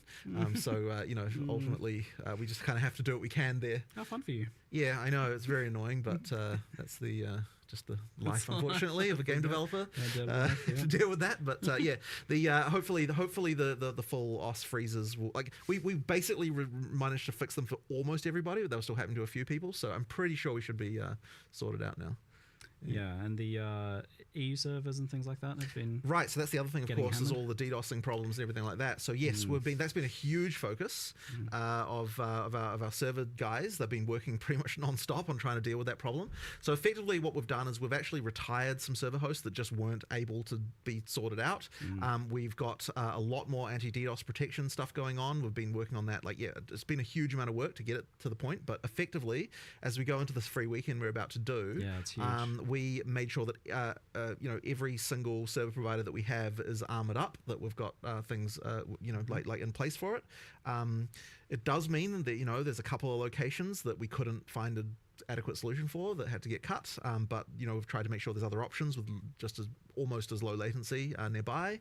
And overall, things should just be significantly improved over what we've had in the past. So yeah, like it's really sucked that the previous launches have been so decimated by this stuff. So I'm hoping that it will be a big improvement for that stuff. Are you feeling nervous for that free weekend? Certainly it's a concern. I mean, so one of the big things we've been doing recently is we've been DDoSing ourselves to test that the actual DDoS stuff is working. We never did that in the past. We just kind of relied on, like, you know, on whatever the solutions people had. But now we're like, okay, when we do this type of DDoS against ourselves, like, you know, this one doesn't work, this one does, that kind of thing. So that's been a thing. So that, you know, like it should be fine now. But, you know, like, free weekend, you know, there's a lot of players we could, you know, potentially be getting here. We need to make sure that we're you know, up for the challenge. So you know, but then at the same time, like, part of the reason to have a free weekend in the first place is in fact to test that all that stuff is good. So you know, I'm hoping it'll be all right. Speaking of new players, how do players onboard with, like, the new trade stuff? Like, is that introduced in some way that helps them figure it out? Because it was never really the case that people were explained how to trade. To be honest, we haven't really had, like, any time for tutorialization of this stuff. So is it something you want to do? Honestly, I have to see how it goes. Yeah, like we'll have to see for that. But yeah, like, it's, to be honest, right now we don't even have a sprint tutorial in. Like, it's been, we probably need to get that in there at some point. But the focus right now is, like, get the features working, get them good, like, get the people testing them, and then you know, we'll get we'll make sure that we've got the onboarding for that stuff. We'll circle back into a big. What do we need to tutorialize again? You know, maybe like a zombie chase you at the start of the game or something. I don't know. I have to think about that. See, the harsh reality of tutorialization is, unless you put a big red wall in front of the player and say, no, you have to learn this. Which you literally then they literally won't. So I always appreciated the, like, kind of lighter tutorialization. I do as well, but sometimes, like, some things are so important. Tutorializing the trade system will be a little bit more intuitive and easy, at least for the sake of purchasing, once we have an in-game searcher. I would have even said to do it before, because it didn't. It's like, you go to this site and do this. But also, if the tutorial tells you to go buy a microtransaction, it's probably not the best thing in the world. But for purchasing, right? Like, I mean, ultimately, you know, once we've got the in-game version, it's way more easier to tutorialize that, because then you can be like, look, here's the place where that is. So. Okay, that makes sense. Kind of on the economy thing, I can't stop thinking about it. So another thing is, in PoE2 at the moment in particular, there's been some pretty wild exchange rates of currencies and inflation and things like that. I believe the current price of Apologies is a little bit off. It's a bit hard to track down exactly. It's like 2,000 exalts to a divine. Right. That's quite a number. Like, yeah, I mean, like, part of the, you know, when we were looking at this, actually, one of the reasons why we did the whole, like, higher tier currency thing was partly to add stuff in the middle between divine and exalt, but also, like, absorbing some of those exalts into other things by having the higher tier ones be dropping and that kind of stuff. Like, there was a little bit of thinking around that, but also the implication of this is that we're not syncing enough exalts. So there's some that, you know, we'd have to think about whether or not we want to start doing some more syncs for that. But I'd say that's probably the main thing, is, like, that exalt exchange rate would be the... I'm curious from your perspective, like, when do you look at something like this and consider it an issue, and why? And when I think it was up to 969 before, and then we were like, this is... I specifically remember the screenshot that was sent to me of the exchange rate, and I was like, oh okay, this is bad. I also wonder whether it's just that the divines, people are wanting to value those more, like they're sinking more of those into uniques, maybe. I was surprised that they ended up being valued as much as they were in PoE2 because of, like, the way vials work, but we're talking about this and you're saying that, like, well, the idea is maybe at the highest end you do sink a bunch of divines in case you land a socket, and now you've got exceptional items too, like maybe divines become even more valuable. I don't know that's a problem, but the other thing of, like, exalts being devalued maybe is a problem, but I don't know. I expect exalts will be not that valuable still, and that's fine, because ideally the more common, especially in-game high trade rate, will be the higher tier ones. There actually will be a slightly more sync for exalt in the way the map mods work now, because you've actually got a reason to go up to 6 mods every time. So that'll sync a few more exalts that way. So I guess we'll see how that works out too. I'm curious, like, so when you look at the number, like, you see 969, and you're like, that's a problem. I'm curious, like, what from your perspective is the problem with that? I'm curious what the delineation is between something just being a market phenomenon. Well, it's like, that's the way it is. Your average player, like, it's a bit different when it's a mirror. and it's hard to explain why necessarily, but I guess most people can probably relate with that. But when you all of a sudden are seeing something not like over 900, you're like every now exalt you find is just nothing. Like it's nothing. It's you. There is a threshold. I don't know where that exact threshold is, and the threshold will be different for each person. But like at least if you to be able to quantify it as like I've found 1% of a divine every time you find an exalt, assuming 100-to-1 ratio. Yeah. You still at least that feels like something. You're right. And now you're like, okay, I'm getting 0.1, and now it's 0.05. You're like, what are we talking about here? We're just at a point where like every exalt is.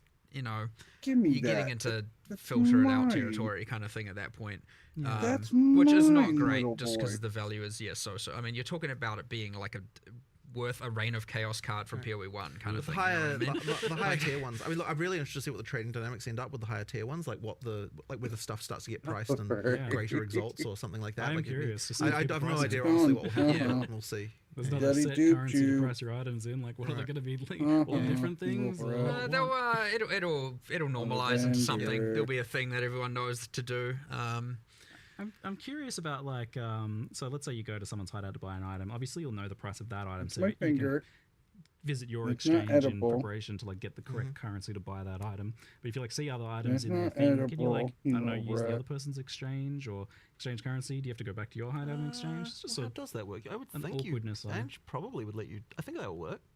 It'd be cool if you use could the currency exchange in the other person's hideout. It's the same NPC, right? That would. I actually genuinely don't don't if you can use other people's ones. But there's no reason you shouldn't be able to. Yeah, we can make that work. I feel like that'd be good if not. So we can make it work. I don't know if I've ever even tried to do that. Chat says you can. Okay, good. Okay, if you can, you can. I genuinely am like, have I ever actually tried to do that? I feel like I just default go back to my hideout. Yeah. Here's my advice to sellers then is to put your currency exchange person next to your vendor so that you can get a few extra impulse buys. Oh, they're the same person. Oh, really? Yeah. So we moved it to her. Yeah. And are they both the long neck boy? Or wait, no. That's a different thing. No, that's a different thing. It's Ange, the person from King's March. It was one of the MTXs that you can get the long neck boy to. Yes, that's a different thing. I was enjoying that people were like calling it a good doggo. Such strange. That's fully separate. Okay. This is Ange. You find her in King's March in Act 4. And you get, if you haven't got a hideout, you get a quest to go get a hideout, and then once you claim it, so you don't have to get your hideout in the endgame now, or from buying a micro, I guess. And now you get it in Act 4. She's there straight away. You can immediately engage with both systems. So before we had like currency exchange on all the NPCs and all the towns. I actually think we might have kept it there just on random NPCs in the interlude and stuff, just so that you don't have to go to your hideout every time. I'll have to check in on whether or not we did that, but I'll eventually, Ange will just handle all of it. So this means you don't gain access to like item trading until the same time as you would gain access to the for the first playthrough in the league, yes. Yeah. Okay. But the subsequent playthroughs you can. Yeah, that makes sense. Great stuff. Something I wanted to bring That's up actually not true, by the way. Subsequent is not the case. Oh, really? Because otherwise you have an advantage over new players. Technically. No, but subsequent in the same league. In the same league. Yeah. Per league, you have to. You have to have fair ground with new players and existing. You have to unlock it at the same point in time. Yeah. Okay. Yeah, within the same league, completely fine. Yes. All right. Something that I wanted to bring up as well was build diversity. That's a thing. We talked a lot about like how there's a lot of buffs for the other archetype stuff. So that's obviously going to be helped by that. But I'm curious, like, your thoughts on like the point if Lightning Spear is 46% of the top 1,500 players, I think it was, or 15,000 players, or 75,000 or something, whatever the number is for PoE Ninja. So 46% is pretty big. I don't know that we've ever gotten that high. Maybe with we did Legion League Cyclone. Cyclone. Maybe 51%, I think, of Cyclone Slayers. Yeah, okay, something like that. Yeah, it was like so we're not quite there. Not quite there, but obviously it's just as bad. It's just as bad.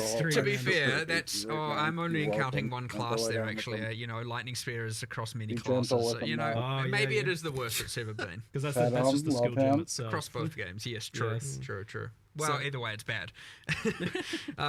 So yeah, I'm curious. Like, at what point do you feel that's like a problem? It's obviously a problem for now. What duration is that a problem? Yeah, obviously. But like, what's the point at which it does start to feel like a problem for you guys? And when do you want to even like address it in the next league versus in the current league? Because that's obviously a difficult And thing I to just do. the mid league nerfs, like people say they want them, but like the reality is that we get crucified for them, absolutely crucified. Like it's just it's if you get on it fast if you get enough, on it, yes, you have to get on it so fast basically to make you it get okay. away with it. Yeah. And if you can find it, themselves. but if you don't know about it for 3 days, well, I know it's silly to say, how do you not know about it for 3 days? If you like misinterpret the severity of it, for example, and everyone starts doing it, and you're like, oh no, it seems kind of fine, and then boom, out of control, and like it's now been even one full day, you can have a lot of the player base completely pivot. If that happens on a weekend. If certain people are away and busy, especially people in balance, Jonathan or I, and stuff like that, obviously we'll, support other people forward. Like you get our staff are playing and all that. So like this stuff does get around and we do learn about it. But like if you slip by even a day, you get to the point where you now have to make an excessively hard decision, which is like make 50% happy or 50% angry, right? And it's like it's lose-lose. And so often, and sometimes you make the wrong decision. It happens. But look, it's less about like there's a number that's wrong, and it's more about like the way we looked at it this time is like look at all of these bad builds. Like why? Like these need to not be this bad. Like you shouldn't be able to make this many mistakes, this many bad decisions, this many wrong decisions through supports, passives, everything, all of that. And it's like we just need to bring all of that up. Now, by doing so, you're bringing everything up. You can't just have Lightning Spear go up proportionally to everything. There's no one's gonna swap and play all this other stuff that's now, in that kind of same level of balance. So yeah, the outliers have to come down. It just has to. You do it, and in this case, we definitely thought it would be best to, some people will say you should have done it in the league. Yeah. Maybe they're right. Whatever. We're doing it now. We're bringing down those outliers. So yes, Lightning Spear is nerfed. Let's just rip that Band-Aid off. And honestly, if you're surprised by that, come on. But like there are, an insane amount of increases to bad things, wrong decisions. They all should be brought up in line. There should be a lot more viable options, a lot more good things, a lot more viable different classes. The hard part's going to be that the support gem changes are certainly going to result in a bunch of new exploits, and that's going to be real rough because we're going to have to then make all those hard decisions again of like, do we nerf this, do we not, kind of thing for each of those. You eventually get to a point of stability, but when you're adding this much and having to change this much, you're going to have a number of things still go wrong, a number of things still be abused, and we will try and stay on top of them, and we will try, but there'll still be some stuff I'm sure we'll have, and hopefully it's not 47%, and hopefully that number's less. And over the time you get more stability, more equality in the classes and the balance and the different skills and all of that. And but it's mostly honestly important to not just be like, I want to play a caster, and then you go and later find out that you picked the worst class in the game. And sure, there are still some builds within that are you could say competitive to some degree within some threshold, but it sucks to learn that like you get to level 65, which for some players may have taken tens of hours, and then you're like, oh, you're telling me I literally picked the worst class that no one's playing, and I could have just been throwing a Lightning Spear this whole time and doing 5 times more powerful. That is a real terrible feeling to have. And so making it that you don't like, if the worst was only slightly worse than the best, slightly, so within some margin that you're still at least feeling powerful, you're just not, I feel like a complete idiot. then at least you don't feel absolutely terrible about it when people are just like, you made the wrong choice, like you have to re-roll, you're just like, well, that's demotive. Like I'm demoralized. How are you supposed to know that at the start without doing a bunch of research, right? And so yeah, that hopefully over time, and I'll say this is a huge step towards that, we eliminate as much of that just really wrong, bad choices as possible. Make things more obvious and intuitive and all of that, and bring up the floor really, and yeah, keep bring up the floor, not bring up everything, because again, otherwise, what is a 0.1 second boss fight when it's now 0.09 second boss fight? You know what I mean? Like the ceiling has to come down when they're that extreme in particular. So. I wish you guys didn't have to worry about balance so much, but the reality is that unfortunately you do have to get it to a certain point so that you can even assess that whatever changes you're making or new systems matter, that they are good or fun or whatever. You just can't assess that when something's too far out of alignment. So do you think like if something is looking like it's getting to the point of a lightning spear again in the future, that would be a mid-league nerf, despite not being like a bug or anything? You can't necessarily tell, Yeah. because at the point where, like, it's what Mark said earlier, like, you look at it and you go like, is this actually that bad? And it's very easy to be wrong, and you don't, like, by the time 20% of the community is playing it, it's too late to nerf it. Well, it's because they've invested items. Yeah, they've invested their wealth stuff, right? Like, you and, can't, and now you nerf it. like you have to make the call before that point. And it's tough. You drive a portion of those players to then quit by taking away the fact literally all of them will. Yeah. Well, probably, yeah. Well, you could argue the nerf is in line such that it's still competitive and good, but they won't feel and see it that way necessarily, right? Like, they put all their investment and their wealth of the league into that, and they're taking that away as brutal. So it's like, who do you make quit? And that's it. It's a ultra terrible decision. So, but again, eventually they will taper off, and you won't get that level of extremity occurring that often. Like, and I hope so for you guys, because on the flip side, like I imagine the Pee-wee 1 went through the same thing. Yeah. Still happens there I as think well. part of the thing though is when we likely. were going through it, there were less tools for everyone to see what the like disparities were. Yeah. And so, like, I feel like as more information is there, like, people feel worse about their bad choices than what they previously did. I can realize just how bad I am. Yeah, exactly. So it actually, I think, does exacerbate it a little bit. Like, we're going through this now in a bit of a different time than what we did initially, when we had, because like early PoE1 had tons of terrible balance going on all over the place. Like, I remember like some of the stuff that was happening here. So, but yeah, we just can't get away with as much now these days. The old guaranteed crit flask. Yeah. Yes. With your 1500 that crit restores multi. charges on crit. Right. Oh no. Yeah. On leveling, so leveling builds are kind of another topic in general as well. Like, do you guys are you looking a lot at like leveling build diversity within each class, or even across classes? In some cases, where some things are strong enough, like Rake Stomping Grounds, where spellcasters are doing it.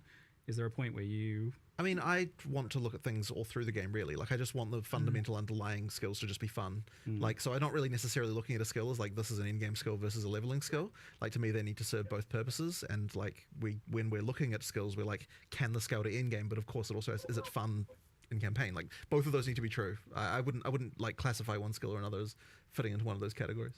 Yeah, do you kind of, like, aim to have at least a few for each archetype that feel good then, so you're not kind of like feeling like there's only one way to level a certain character? I mean, as I said, ideally all the skills feel good. I mean, I know that we need to improve some of them, but that's part of the goal of what we're doing here, right? Order. Not always the design makes sense. It's like early with on. the monk, for example, you know, lightning, ice, clearly better than the wind physical version, right? And so may make changes to that subcategory.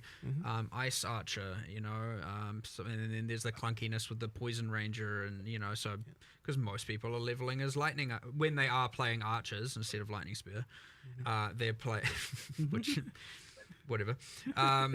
They were playing lightning, and the other things, like, sure, there's a couple of things that are still good, but there are clear things that are losing comparatively to the others within each of the classes. And so we focused on a lot of those. We looked at, like, look, these aren't being played, and why. Let's see if we can get them to be played competitively with the things that people are playing on those classes. So yeah, and I mean, things like Sorceress, where you have, at top 15,000, 0 to 0.1% play usage on literally one of 7 classes, not great. Like, so that gets something way more drastic.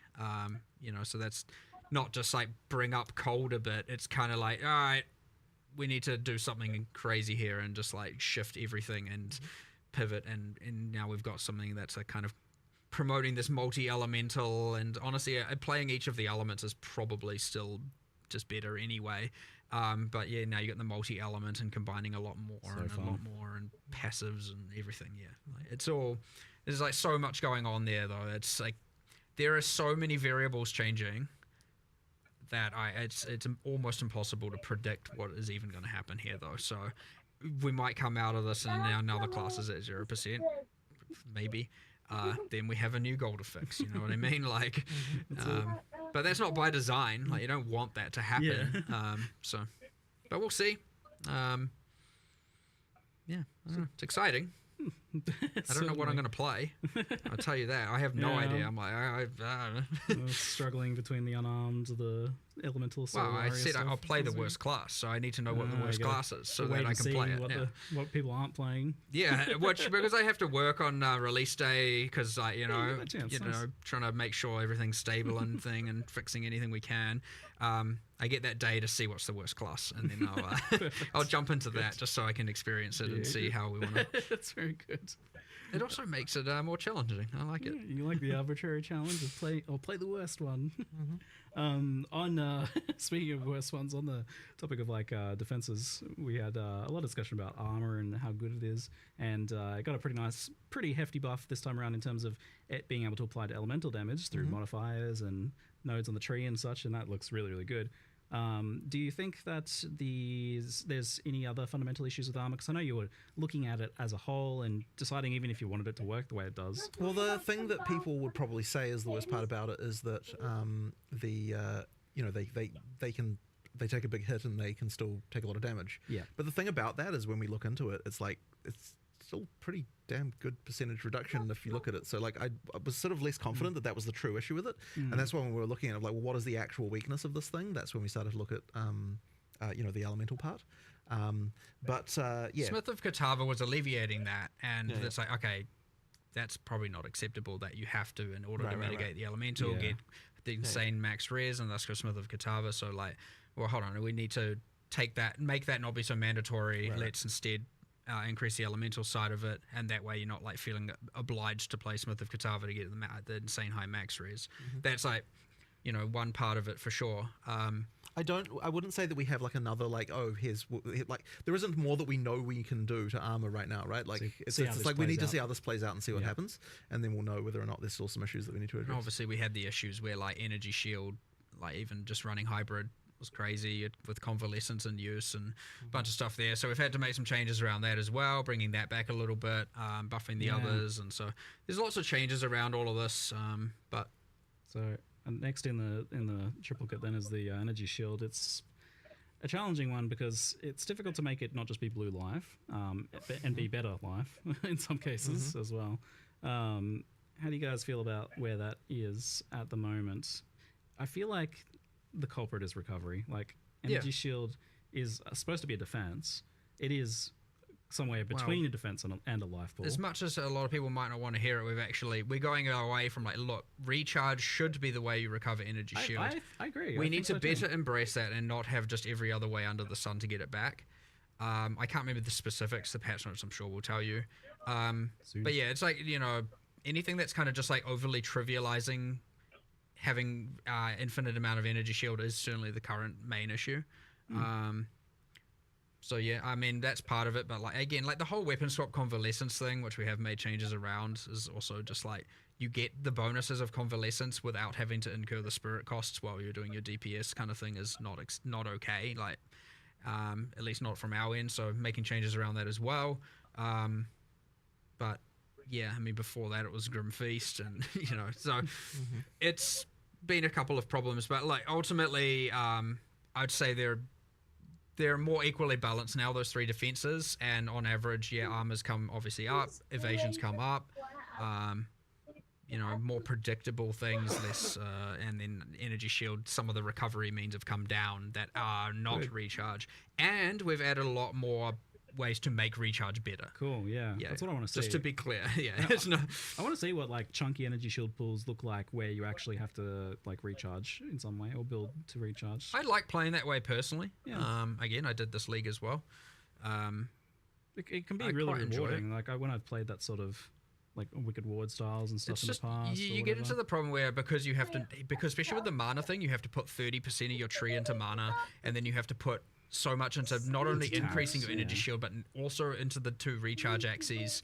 And you end up okay, hold on, I'm putting so many points into this just to be on the same level as something else, or just to feel like I can kind of basically survive.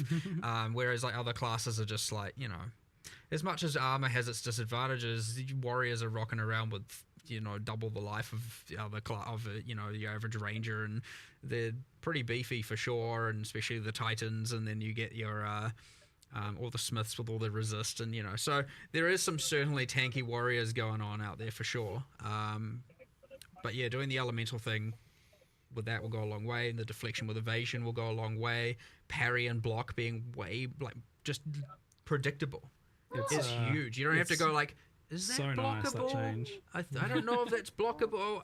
No, it wasn't blockable. I'm dead. It's kind of lame. I do find myself, you see, didn't do that with evasion though. Like the guys that slap with statues, for example, those guys will still hit you as evasion, right? Like guaranteed. The slams will still hit you with evasion, yes, but the deflection applies to everything. So curious about. So was it the case that you put deflection in and you felt like, okay, we probably don't need to do the evasion thing like we did with block because there was we've got discussion of deflection? that, and I can't remember exactly why we decided not to do it in the end.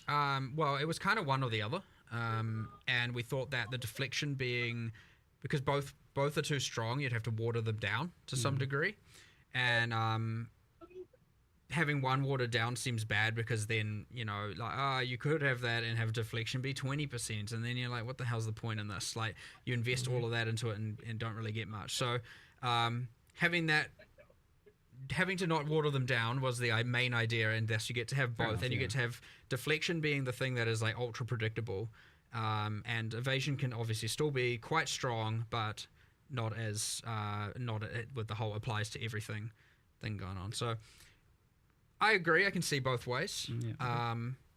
We landed on this one. We'll see how it works. But yeah, I always agree with the I don't know if I can avoid this or not. Yeah. At least deflect, that's great. And with block and parry now, that's also great. So I don't know. We'll just have to see how it plays a little bit though. But I fully see both sides 100%, and I wouldn't say I'm confident that one is necessarily completely perfect over the other. And good job in advance on solving the spell suppression issue with deflection by tying it to evasion, so that not like I don't have to play my Templar and have a mandatory investment in deflect. Yeah, we made that a specific goal, and we kept getting stuff like suppression. It being granted from other. I'm like, no, it must come from evasion. Otherwise, we're just going to have like every single character in the game having to get 100% chance from flat things from sources, and then we're going to have now every single character has their like specific way of getting 100% suppression equivalent. I kind of wonder if you don't just do that in PoE1 for suppression as well, but that's a topic for another day, I guess. Yep, different live streams topic. Different live stream. Not to say we have any plans there right now, just to calm anyone down before they're like suppression dead. Just hold on. But different live streams topic. How's your schedule feeling overall? Like, you feel like you will be moving into the next Path of Exile 1 expansion in the 2 months expected, and then having the next PoE2 we're definitely going to hit those deadlines, like there's no question of that. Yeah, you guys are however, it's certainly like it's certainly hard to get to meet them. Like it's difficult, but like it's so much better to commit to the date, and just make sure. It is. It's been difficult to adapt to this new cycle for sure. We obviously want to do everything we can for every patch and the next patch, and this requires a more parallel work going on and parallel thinking, and to be able to make sure that each game gets the correct time. You need to make sure, okay, if you're working on 030, you got to make sure at some point people are pulled off of it to work on 327, for example, right? That has to happen. Otherwise you don't get enough time. And especially considering after 030 comes out, you've got an amount of time of fixing things and addressing problems. Hopefully not too much, but you always have a little bit of that to do. And so all of a sudden that can extend even further. And so, you have to, at some point, and it can feel very unintuitive to be like, well, 030 is what the whole team's working on. The team's excited. Everyone's like, yes, we're doing it. We're prepping all the marketing. And it feels weird to then just start pulling people off of the thing that you're kind of working your immediate goal towards, and have them working on a future thing. And same with vice versa. You get a little bit of that. And it is a little bit hard to obviously deal with, and we're adapting to it. But we're doing pretty well, and we're on track still for 327. So it's like 2 really good expansion updates, with the recent Path of Exile 1 doing I think really well, and then this one is huge. I hope that you guys can settle in, and this feels like a reasonable workload soon, because what isn't right? It isn't this week, I can tell you that. No, it seems people are going to need a bit of sleep soon. But we'll go down to the bottom of our Q&A doc if we can, and we'll just wrap up with a couple of the last random questions. And if you're watching live, the patch notes are out, so we'll try and get you over to them soon. But there's got a few random questions here. Divination cards coming to Path of Exile 2 soon, or is there like a plan for that, or no timeline, but they will be coming. Yeah. All right. Hot swapping between controller, mouse, and keyboard. Unfortunately, wasn't really. A bunch of work was put into it. So it sounds like it's getting close. It's getting closer, but it just unfortunately wasn't finished. Yeah, fair enough. In chance we get mercenaries in PoE 2. Mercenaries are fun. I like them. Not anytime soon. I would say. Like Yeah, that's it more of a seems like later a thing. I would much say. later thing. Yeah. Because they do like, it's a big thing that's just always going to be there potentially, and that's like skewing like how you build characters. Yeah. They have a lot of impacts. The mercenaries, they do a lot of things, curses, and utility and stuff like that. It's a big one. But did you like how they played out overall in PoE 1? Well, I mean, as allies, like in many ways, yes. I there's a few elements I don't like. Again, it's pretty weird. I don't know how much detail to go in talking about this when we're talking about PoE 2 context, but there are some problems of it. I don't like that you just end up putting uniques on them and it has like minimal consequence in terms of their survivability. I don't like some of the I'm not entirely happy with the Doriani's prototype kind of situation. The combat with them itself, it's like you insta die or they insta die is often what happens. Not great. So that's the kind of thing where if we were to do it in PoE 2, they wouldn't just be like recycled character skills and recycled character animations. It would be a lot more consideration. well, even if it was, at least we have new animations. So you'd have a lot more telegraphing, a lot better fights. It'd feel like actual skill fights as opposed to just like, what is this ruckus going on right now? So there's ups and downs to it, and I'm not saying any of that will necessarily drastically change even within PoE 1 or when, but there would be things I would want to do, because I would say the combat of fighting them in PoE 1 is not meaningful.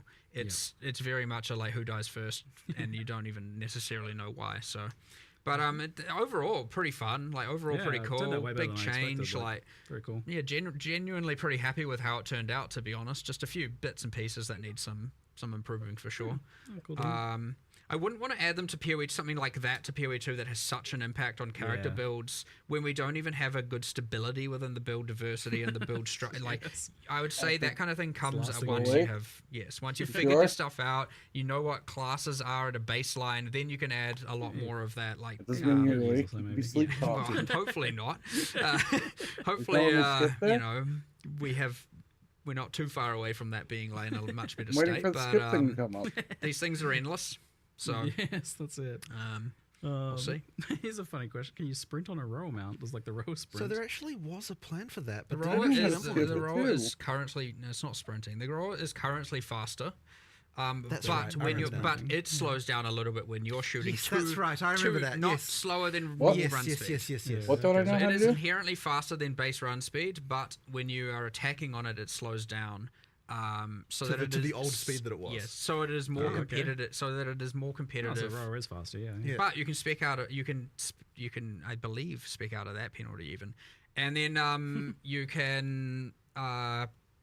It kind of is so that when you're just running, it's more comparable to sprint and movement skill usage and stuff like that. Yes, so it's just it's faster. That's all there is to it, really.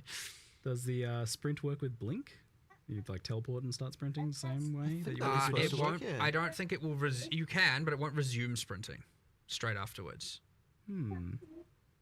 Like I believe if you sprint, blink, am I wrong about that? I feel like I was trying this literally yesterday. What do you mean? Sorry, you don't just like blink and keep sprinting. It's a different action. It's an end there's an end animation to it. You'd have to go back into a sprint. So no, but it does work if you hold down and then you blink and then afterwards it sprints, right? Isn't that how it works? Oh, in that regard, I think it is. I would hope so. Yeah, yes, no, that's how it works. yes. Yeah. Sorry, I thought you mean you were sprinting and then you blink. No. It goes back into you hold down, you blink, you go, you sprint. I could be just entirely wrong about how that other thing works. We'll see when it's live. I was doing it yesterday, I thought it was like, I understand why it's like this, but ignore me. I was probably just wrong. No worries. Does the elemental damage mitigation from armor apply before or after resistances? Isn't it before? Wait, so hang on. So you and for us smooth no. You resist first and then you mitigate. I don't remember. I'm pretty sure it's that way It's around. the I'm one pretty that sure. means the values have to be higher, so which means it's the order and where it's the less effective one, so because the values are quite high and juicy as a result. Yes. Oh, okay, so in that case it will be. I think it's pre. In that case, it's you armor pre-mitigation. first, then resist. It will be. I think that is what it is. Yes. I love it. Fantastic reveal. I'm very excited to get into playing it. Thanks for spending a solid 2 and a bit hours chatting Q&A here. Very fun. I felt like half an hour, honestly. Yeah, so I good. feel like I could spend another hour or two just talking about economy from like the impacts of the trading stuff is fascinating to me. I can't wait to see how It was that our plays first out. Q&A where we didn't hold the patch notes hostage. Yes, at That's a a big preset change. time. Yeah. I think that helped. People went like, "Stop holding them hostage." Yeah. They're just coming out when they're coming out. So we'll leave it there for now. Thank you very much, Jonathan. Thank you very much, Mark, and thank you all for watching. Yes. See you later. Thank you, and thanks everyone as well. Yeah. See you later.